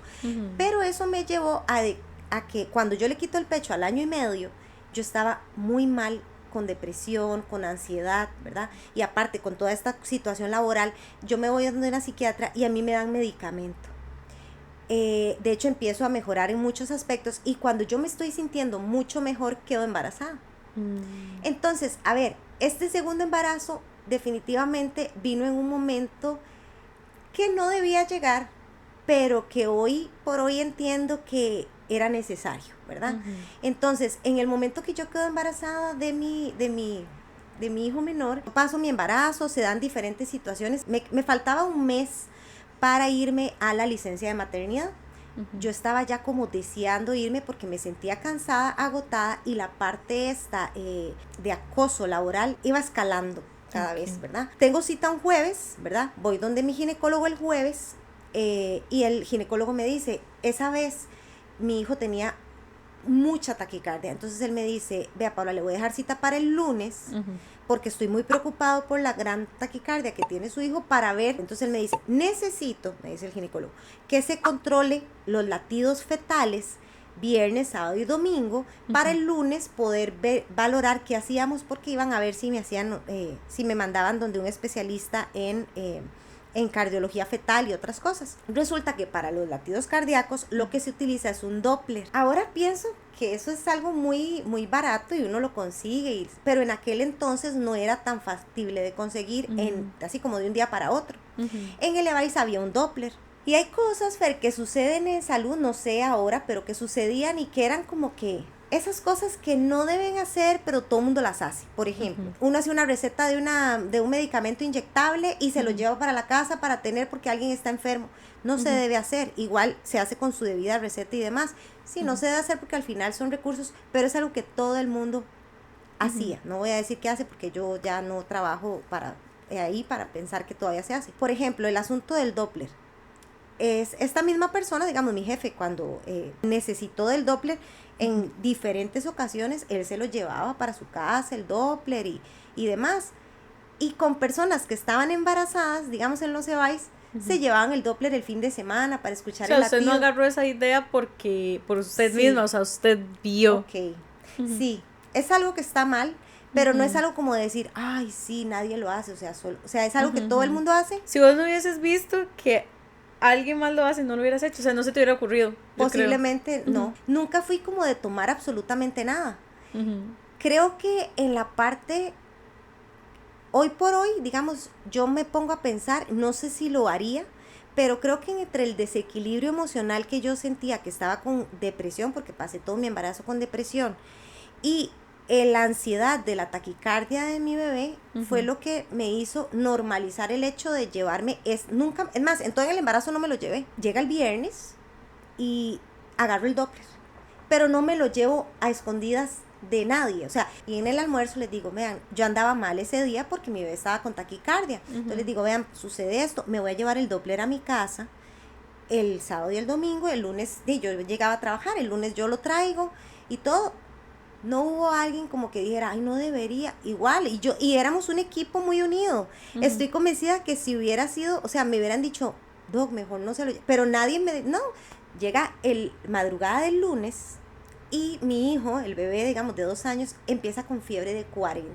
Fer, entre todo lo que estaba pasando, a mí se me olvidó el condenado Doppler. Yo lo que hice fue que le pongo un mensaje a mi jefe y le digo, mire, tengo mi bebé enfermo, ¿verdad? No, necesito por favor que me ayude a cubrirme en el EVAIS porque no voy a poder ir, o que me dé permiso para llevar a mi hijo al pediatra. Sí, no se preocupe, yo busco quien la vaya a cubrir. Ese fue el día que nunca, mi día memorable. Yo me voy para el pediatra, saco cita para el pediatra a las 2 de la tarde, me acuerdo. Ya yo le había visto, tenía una herpangina, la herpangina es un virus. Resulta que mandan a una colega a cubrirme, con la que siento, tal vez no era una amistad, pero era una colega con la que pues conversábamos. En cierta ocasión ella, ay, ¿cómo es? O sea, una colega con la que a veces conversábamos y me preguntaba cómo iba mi embarazo, con la que teníamos una relación buena, ¿verdad? ella llega a cubrirme a Levi's ese lunes y yo estoy en mi casa, estoy atendiendo a mi hijo, como a las 11 de la mañana me está llamando mi jefe. Yo contesto y él está totalmente molesto, ¿verdad? Muy molesto. Empieza como a gritar, pero yo no le entiendo mucho. Y entonces él me dice,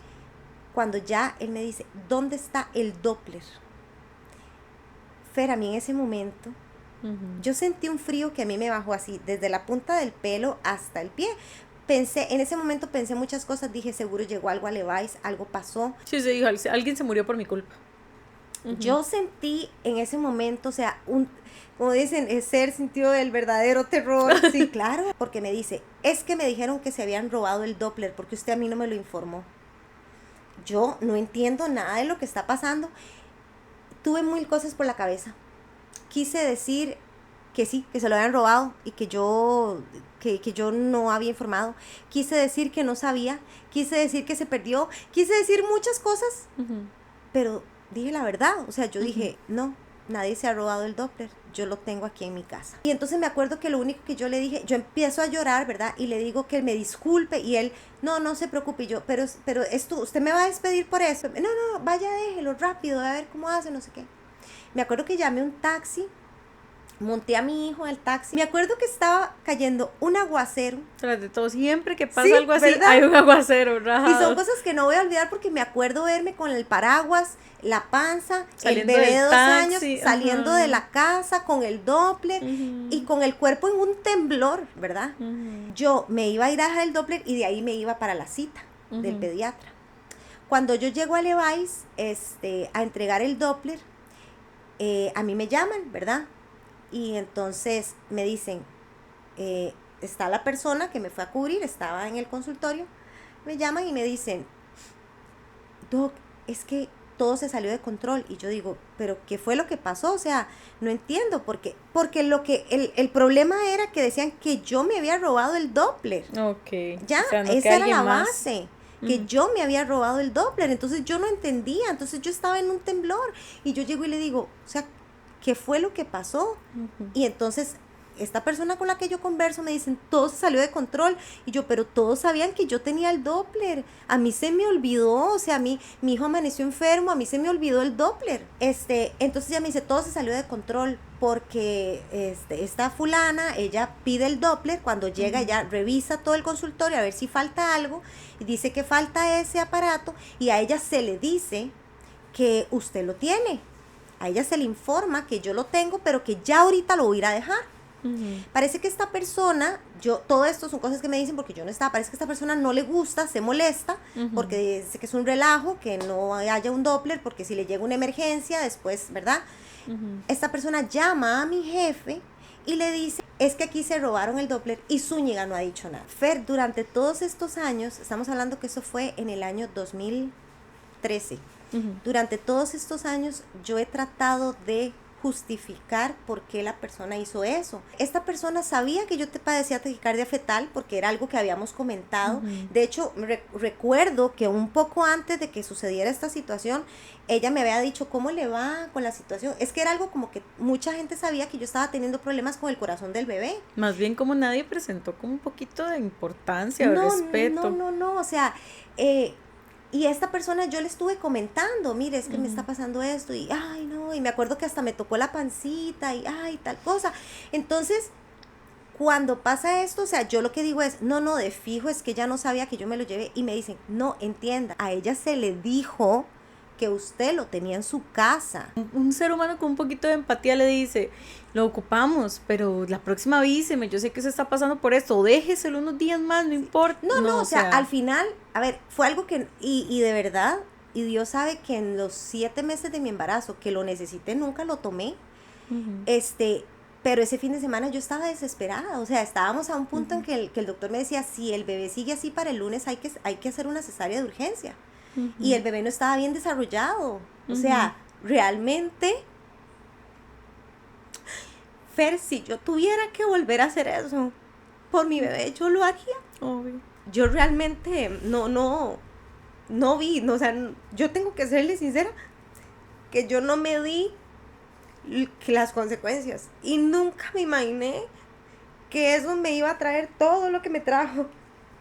La verdad no. Pero nada, pasó.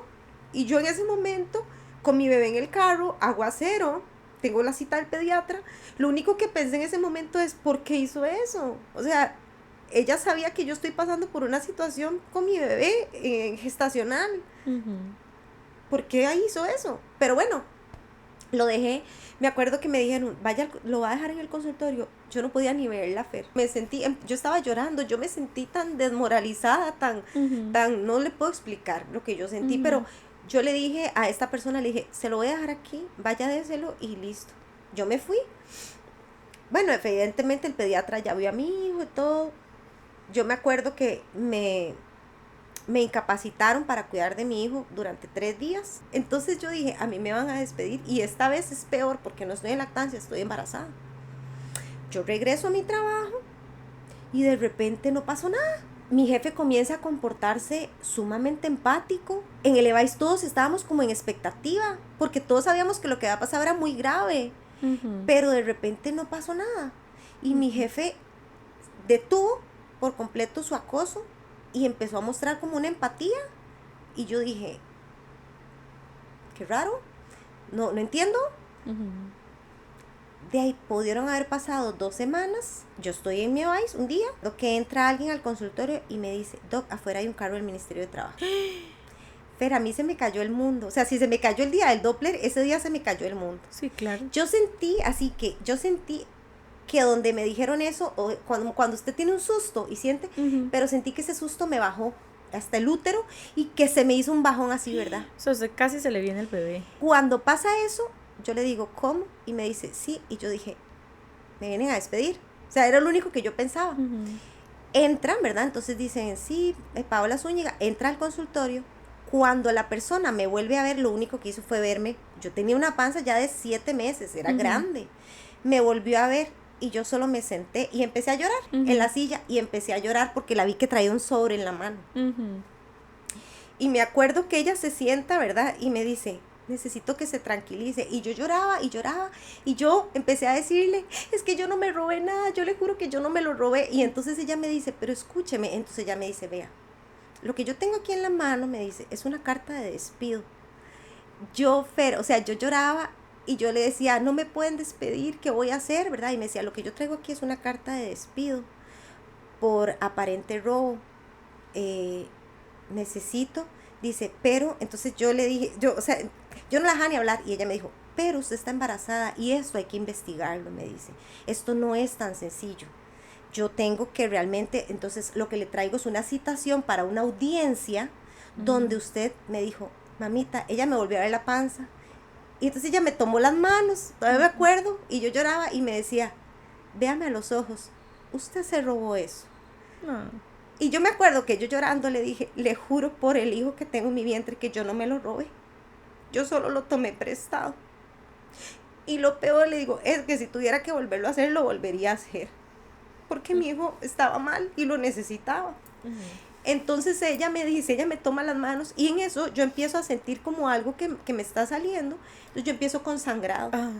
Entonces la enfermera en ese momento llama a la Cruz Roja, llaman a mi jefe y a mi jefe le dicen que es que me llevaron eso y que me tienen que trasladar a la Cruz Roja porque estoy sangrando. Y él, bueno, sí, que se la lleven.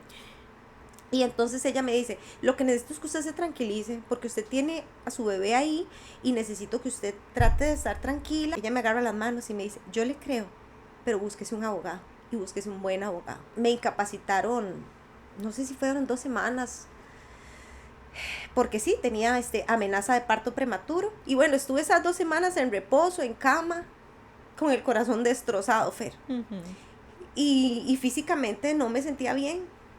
Y pensando nada más y analizando cómo era que me había pasado eso, cómo fue que la vida me cambió en un fin de semana. Pues al final, volví a mi trabajo. Por dicha, se vino rapidito. Ahorita no tengo como mucha noción del tiempo, pero se vino rapidito la licencia de maternidad. Tengo una familiar que es abogada y ella fue mi abogada. Pero ella fue muy clara. Ella me dijo, tenemos muchas cosas en contra.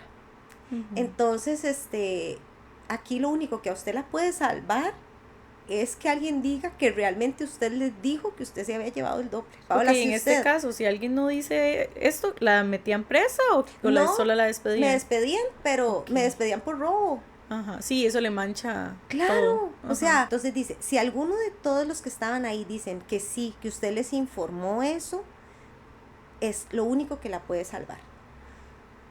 Y resulta que del equipo de trabajo, no los culpo, ninguno quería meterse en un problema, ninguno quería ir a la audiencia y decir, sí, ella dijo, o sea, ninguno, porque al final se convertían como en cómplices de un exceso de confianza, que fue lo que se dio realmente. Pero hubo alguien que sí, y a la que yo le agradeceré la vida completa. Hubo alguien que creo que uno cosecha lo que siembra. Y hubo alguien a quien yo quiero muchísimo, muchísimo, que era en el EVAIS. Y ella fue a la audiencia. Y ella fue cuando en la audiencia yo escuché cosas fatales, tuve que escuchar cosas muy fuertes. ¿Qué decían sobre usted? Que decían sobre mí. Wow. Sí, yo tuve que estar presente en toda la audiencia. Me acuerdo que ese día yo dije, yo no voy a llorar. Yo no voy a llorar en la audiencia. Porque esta persona, mi jefe, solía decirme mucho cuando él me hacía alguna cosa y yo lloraba. Me decía, qué pereza, ya va a llorar otra vez. Entonces yo decía, yo no voy a llorar, yo voy a estar fuerte. Me acuerdo que fui yo con mi abogada a la audiencia. Ahí estaba esta colega que dijo que yo me lo robé. La audiencia fue en el Ministerio de Trabajo, entonces estaba como una persona del ministerio, 2 personas del ministerio, estaba mi jefe, otra persona que también era jefe, estaba ella, estaba yo, estaba mi abogada, estaba el abogado también de ellos, ¿verdad? Porque ellos fueron con abogado. Y ella entró y declaró, y yo la vi, o sea, yo no le quité la mirada y ella, escuché las cosas que dijo y ella dijo que sí, que ella había llegado, que ella no sabía que ella sí lo sabía, pero ella dijo, yo no sé que ella se lo había llevado, y yo lo que pensé fue de lo lógico que uno piensa, que se lo robaron y yo tenía que informarlo, porque al final eso es lo que uno tiene que hacer. Ah, bueno. Recuerdo que la persona le dijo, ¿le puedo hacer una pregunta? ¿Usted tiene hijos? Le dijo a ella. Ella se puso roja y dijo, no, pero eso no es relevante. Entonces le dice, no, yo creo que... Entonces mi abogada le dice, no, yo creo que sí es relevante. Porque ahí lo que estaban tratando de mostrar es que yo no tenía un dolo, que yo no lo había hecho con dolo el llevarme el aparato. No estábamos discutiendo si yo me lo había llevado porque ya se sabía que yo me lo había llevado. Era que yo no lo había hecho con dolo y que la intención no era robármelo. Y recuerdo que esta persona le dijo a ella, si usted hubiera estado en la situación en la que está su compañera, y supiera que eso se lo dijo mi abogada, y supiera qué es lo que necesita para la vida o para saber cómo monitorear la vida de su futuro hijo que está en su vientre, ¿usted qué hubiera hecho? Y ella le dijo, no importa lo que pasara, las reglas son las reglas, están para cumplirse, y simplemente eso no se hace, y espero que ella haya entendido que eso no se hace. Ah, bueno. Cuando terminó la audiencia, Fer, yo dije, bueno, van a dar el resultado. Cuando la gran sorpresa es que me dicen, ahora esto se va a investigación a San José, ya recogimos todos los testimonios de todas las personas que declararon. Llegó esta persona y recuerdo que yo estaba sentada y como que no había mucho a mi favor, y recuerdo que hacia la puerta yo la vi entrar y ella se sentó. Yo me quedé pensando, ahí lo único que habían dicho eran cosas malas de mí, entonces yo estaba así, y recuerdo que ella dijo, yo vengo a decir que la doctora en ningún momento se robó nada. Yo vengo a decir que ella nos dijo a todos claramente en el almuerzo de tal día, a tal hora, que ella se iba a llevar el Doppler, y todos sabíamos que ella tenía el Doppler. Ella nunca se lo quiso robar. Y además vengo a decir que eso se hace, y que eso lo hace no solo ella. No voy a decir quiénes, pero eso lo hace todo el mundo. Lo que pasa es que la quieren despedir a ella, pero eso todo el mundo lo hace. O sea, ella dijo todo lo que usted no podía decir. Sí. Porque normalmente uno no se puede defender. No, de una manera muy valiente. Y directa. Muy directa. Y listo, ese fue su testimonio, sabiendo que ella podía perder su trabajo. De hecho, ella renunció tiempo después. Cuando terminó la audiencia, mi sorpresa es que me dicen, ahora esto se va con todos los testimonios para San José y hay que esperar el resultado. Y yo, o sea, mi hijo nació el 18 de septiembre y esa audiencia fue el 10 de septiembre, 8 días antes de que naciera mi hijo. Wow. Y entonces yo le dije a ella, pero ¿ahora qué hago? Le digo a la persona del ministerio, pero ¿ahora qué hago? O sea, me quedo, me espero. No, tranquila, váyase a su licencia de maternidad, tenga a su hijo tranquila y se le informa. Y yo, pero estoy despedida, no estoy despedida. Regreso al trabajo. No, usted siga su vida normal. como si eso fuera tan fácil después de todo eso. Yo me lo Y imagino de usted todos los días, dando a luz, pensando, o sea, como una No. mitad de su cerebro en una O sea, cosa y la otra en otra. literal, Fer, duraron un año en darme la respuesta. Yo le puedo decir que los 300, eso, a veces hay cosas que dicen, cosas que alteraron tu química cerebral, aunque hubieron muchas, los 365 días esperando la resolución de si yo tenía o no tenía trabajo, con 2 niños pequeños, necesitaba mi trabajo, mi esposo no estaba mal económicamente, pero necesitábamos mi trabajo. Y lo peor, saber si me iban a despedir y que con esa causa de despido yo seguro no iba a tener trabajo en ningún lado. Los 365 días yo abría los ojos y lo único que podía pensar es hoy. Y todo ese tiempo usted no iba a presentarse, o sea... No había nada que hacer, digamos, yo ¿Y estaba llamaba, sin goce de salario y todo? No, ahí Ok. se vino la licencia, nace mi bebé, todos los días, de verdad, yo abría los ojos, yo decía, es hoy, yo todos los días decía, es hoy, porque a mí me dijeron, va a llegar un carro del ministerio con la resolución, ya sea a su casa o a donde usted esté, no se preocupe, nosotros la vamos a localizar, tenga la plena certeza. Wow. Y bueno, ya yo entro a trabajar y estoy una semana y todo parecía estar muy bien. En el EVAIS todo parecía estar muy bien, aunque yo tenía siempre eso todos los días, ¿verdad? Hoy vienen, claro. hoy vienen, y nunca llegaban. Y resulta que el viernes, como a las 3 de la tarde, no, antitos, porque yo salí a las 3 porque tenía una hora de lactancia, me llama mi jefe y me dice que ocupa que me presente a la oficina de él. Entonces yo dije, ya llegó la respuesta, me van a despedir. Era algo que yo no podía dejar de pensar. Yo llego a la oficina de él y lo que él me dice es que me va a cambiar de lugar. Me dice, ni siquiera pude despedirme, me dijo, vaya, recoja sus cosas y va para otro lugar. Fer, en este gremio existe lo que es el rol de vacaciones, donde usted va a cubrir las vacaciones de los otros médicos, pero es un EVAI diferente cada semana. Es un área extensa, entonces como podía estar, no sé, aquí hoy, mañana podía estar allá en la Conchinchina, ¿verdad? Porque era extensa y eran 2 áreas de salud, no era una, eran 2, en la misma provincia, pero eran 2 áreas de salud, entonces podía estar en una o en la otra, donde fuera que me tocara, porque tenía que cubrir un rol. Hablábamos de la jerarquía, aunque nunca fui de seguir jerarquías, en la jerarquía ese rol es como para el médico que está empezando a ejercer, porque es para que se empape como de todo el manejo en los EVAIS. Pero ya yo había sido coordinadora, ya tenía, no sé, yo tendría ya 5 años de estar ahí, o sea, ya había coordinado un EVAIS, ya tenía como, si lo hablamos en la jerarquía, ya era coordinadora, un médico asistente de EVAIS. Y literal me iban a pasar a cubrir vacaciones, o sea, a cubrir, punto. Yo solo me imaginaba jalando la hielera y el sacaleches por todas las áreas de salud. Y yo le decía, doctor, porque yo le estoy dando lactancia a mi hijo. Y mi hijo, Marcelo, tomó lactancia hasta los casi más de 5 años. Si ya te digo, si yo tengo que volver a pasar por todo para saber que mi hijo es el niño que es hoy, yo lo paso no una vez, Fer, yo lo paso 10 veces y tengo que pasarlo, no me importa.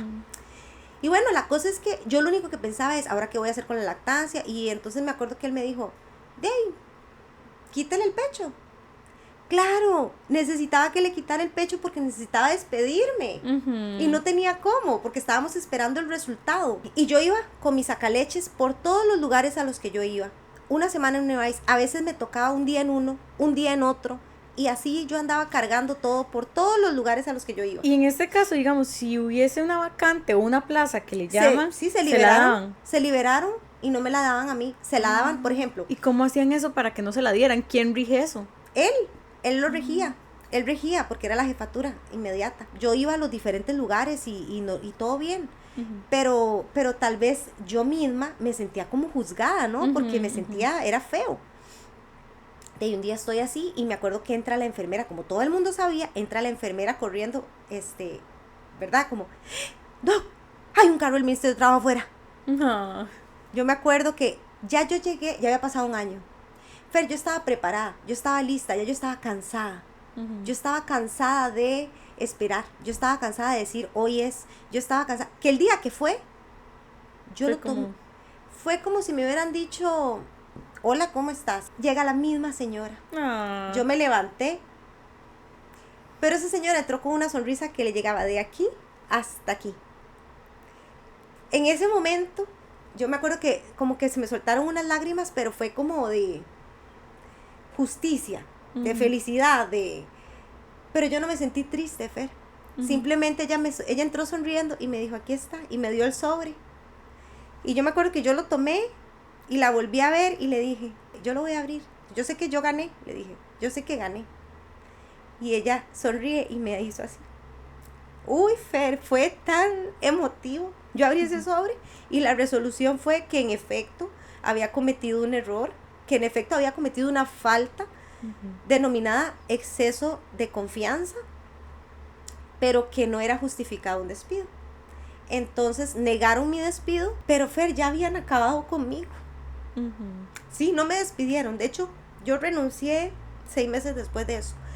Ya habían acabado conmigo, o sea, ya toda la espera, todo lo que había pasado, el cambiarme, el andar de lugar en lugar. Eso te iba a preguntar, perdón la interrupción. En el momento que te dicen que no te despiden, no te reintegran a tu puesto, sigues igual. Digamos, hoy, de lo que yo me arrepiento es de no haber puesto una contrademanda. Y hay una justicia, Fer, que ahí la gente me dice que no es tan buena, pero para mí no hay mejor justicia que la justicia divina.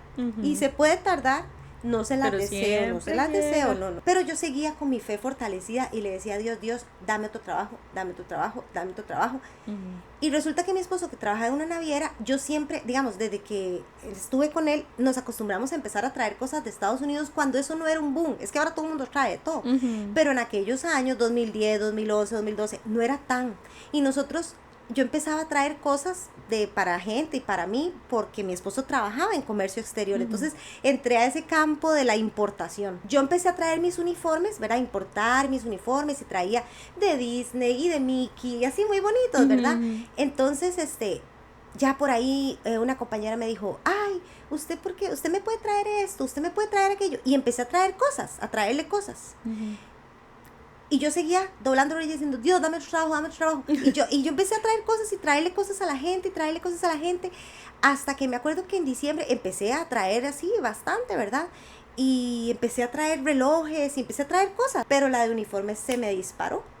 Claro, porque en ese entonces usted no era algo común. No, o sea, normalmente, de hecho, hasta actualmente, o sea, lo más que usted consigue son como colores, combinaciones como de vino con gris, pero con dibujitos. Pues actualmente es duro competir porque ya es la parte esta de los scrubs o de los uniformes médicos es un campo que se ha ido abriendo mucho camino y hay mucho y nuevas en telas. El país. Y telas antifluidos y telas de otro tipo, pero nos seguimos manteniendo porque es un emprendimiento, un negocio, una microempresa, porque hasta somos pymes y demás. Wow. Estamos en Hacienda, tenemos factura electrónica, todo. Fue algo que creció de las cenizas. Y me acuerdo que le digo a mi esposo, me voy a dedicar a vender uniformes. Al principio le cayó como un balde de agua fría también, pero después, cuando él vio, mi esposo es de números, mi esposo es financiero, él es de números. Y entonces me dice, nosotros no vamos a sobrevivir. Y yo le dije, yo sé que sí. Mi esposo también es muy, muy, muy creyente. Y le dije, sé que no sé si me vas a creer, pero si yo te digo que siento en mi corazón que Dios me está diciendo que haga esto, y creo que ahí, ojo, no lo hice por manipularlo, pero yo lo sentía. Y ahí él se bajó. En este lugar donde yo trabajaba, me empezaron a obligar que me viera la psicóloga del lugar y que las incapacidades solo me la podían extender ahí, porque ellos ya no querían que yo me incapacitara más. Tal vez para despedirme, no sé. Me hubiera ido bien si me despiden, porque eran varios años. Yo perdí mucho dinero, Fer, cuando me fui, pero gané toda mi salud emocional que tengo hoy. Me acuerdo que hice la carta, él llegó del trabajo, yo estaba y le dije, adivine qué es esto. Y me dice que mi carta de despido. Y él me abrazó y me dijo, perfecto, te acompaño a dejarla. Y le dije, yo no puedo. Yo duré, Fer, 2 años en poder volver a poner un pie en ese lugar. Después de que pasó todo eso, ya yo renuncio, me quedo vendiendo uniformes, pero yo me quedo pensando, llevé terapia con una cosa, con otra, empecé a llevar terapia, ya 2016 y yo terapia, 2017 terapia, y yo dije, nunca más voy a volver a ejercer como médico. En el 2018 vuelvo a ejercer en un ámbito privado. ¿Y te gusta más el público o el privado? Me gusta cualquiera, pero me gusta más el público. Por labor social. Por labor social. Okay. ¿Cómo es el tema? La diferencia de un hospital público y un privado, que sabemos que, o sea, que las hay y así, pero digamos, vos que pasaste por eso y que hay jerarquías y que hay gente de todo tipo y demás, ¿es peor? ¿O es más bien más...? Mi experiencia en la medicina privada es diferente. Sí, vieras que no... ¿Positivo o negativo? Es diferente es positiva. Ah, en el wow. ambiente laboral, ¿verdad? Ajá. En el ambiente laboral no falta siempre quien se dé, pero hay más respeto en el ambiente privado que en el público. Pero es que esa ahí es mi no tienen que experiencia, competir tanto. No. Y también es que el hospital hay privado que- es no una hay que- empresa. Sí, exacto. No hay que serrucharle el piso a alguien por una propiedad, por una plaza. No hay que... aquí no es la ley del más fuerte. No, aquí en el privado, si usted trabaja, bueno, y si no, va para afuera. Dejé ahorita la docencia este año porque estoy... para enfocarme un poco, porque cuando empecé con la docencia... se cayó un poquito el negocio, entonces había que, al final la empresita es lo que nos da de comer, entonces tuve que levantar ahí y por eso tuve que dejarla, y aparte que estoy con otro proyecto que prefiero no mencionar. Lo que siento ahorita es que estoy lista. Siento que estoy lista, he estado intentando, ahora es un poco complicado porque entonces he estado buscando, y aunque he tenido oportunidades laborales privadas, quisiera realmente entrar al ámbito de salud pública. Mi trabajo soñado es trabajar en el Ministerio de Salud. Okay. Me gusta mucho esa parte del Ministerio de Salud, me gusta mucho la salud pública, pero bueno, todo siempre, uno está, o al menos en mi creencia, estoy donde Dios quiera que esté. Entonces sé que Él me va a poner en el lugar en el que tengo que estar, se va a dar en el tiempo que se tenga que dar. Y va a pasar, y vas a ver que sí. Claro. Pero bueno, sí. Pau, para ir terminando, está increíble, bueno, iba a decir este increíble episodio, pero en realidad es esta increíble experiencia. Sinceramente nunca pensé tener por acá una médico, o sea, para mí es como de wow, ¿a dónde estamos llegando? Porque no es solo para venir a hablar de medicina como tal, o sea, estamos hablando de rubros, de todo un poquito, de vos como persona, de tu experiencia, de lo que pasaste, de lo que hay detrás, de lo que obviamente simples mortales, pacientes, no sabemos, ¿verdad? ¿Qué pasan? Hay gente que debe suponer, o hay hijos de personas que trabajan en estas áreas de salud que saben lo que pasa por detrás y demás, pero obviamente nosotros no, ¿verdad? Y sí. Bueno, yo que tuve un familiar que trabajó en área de salud, sé algunas cosas que pasan, pero no de un médico.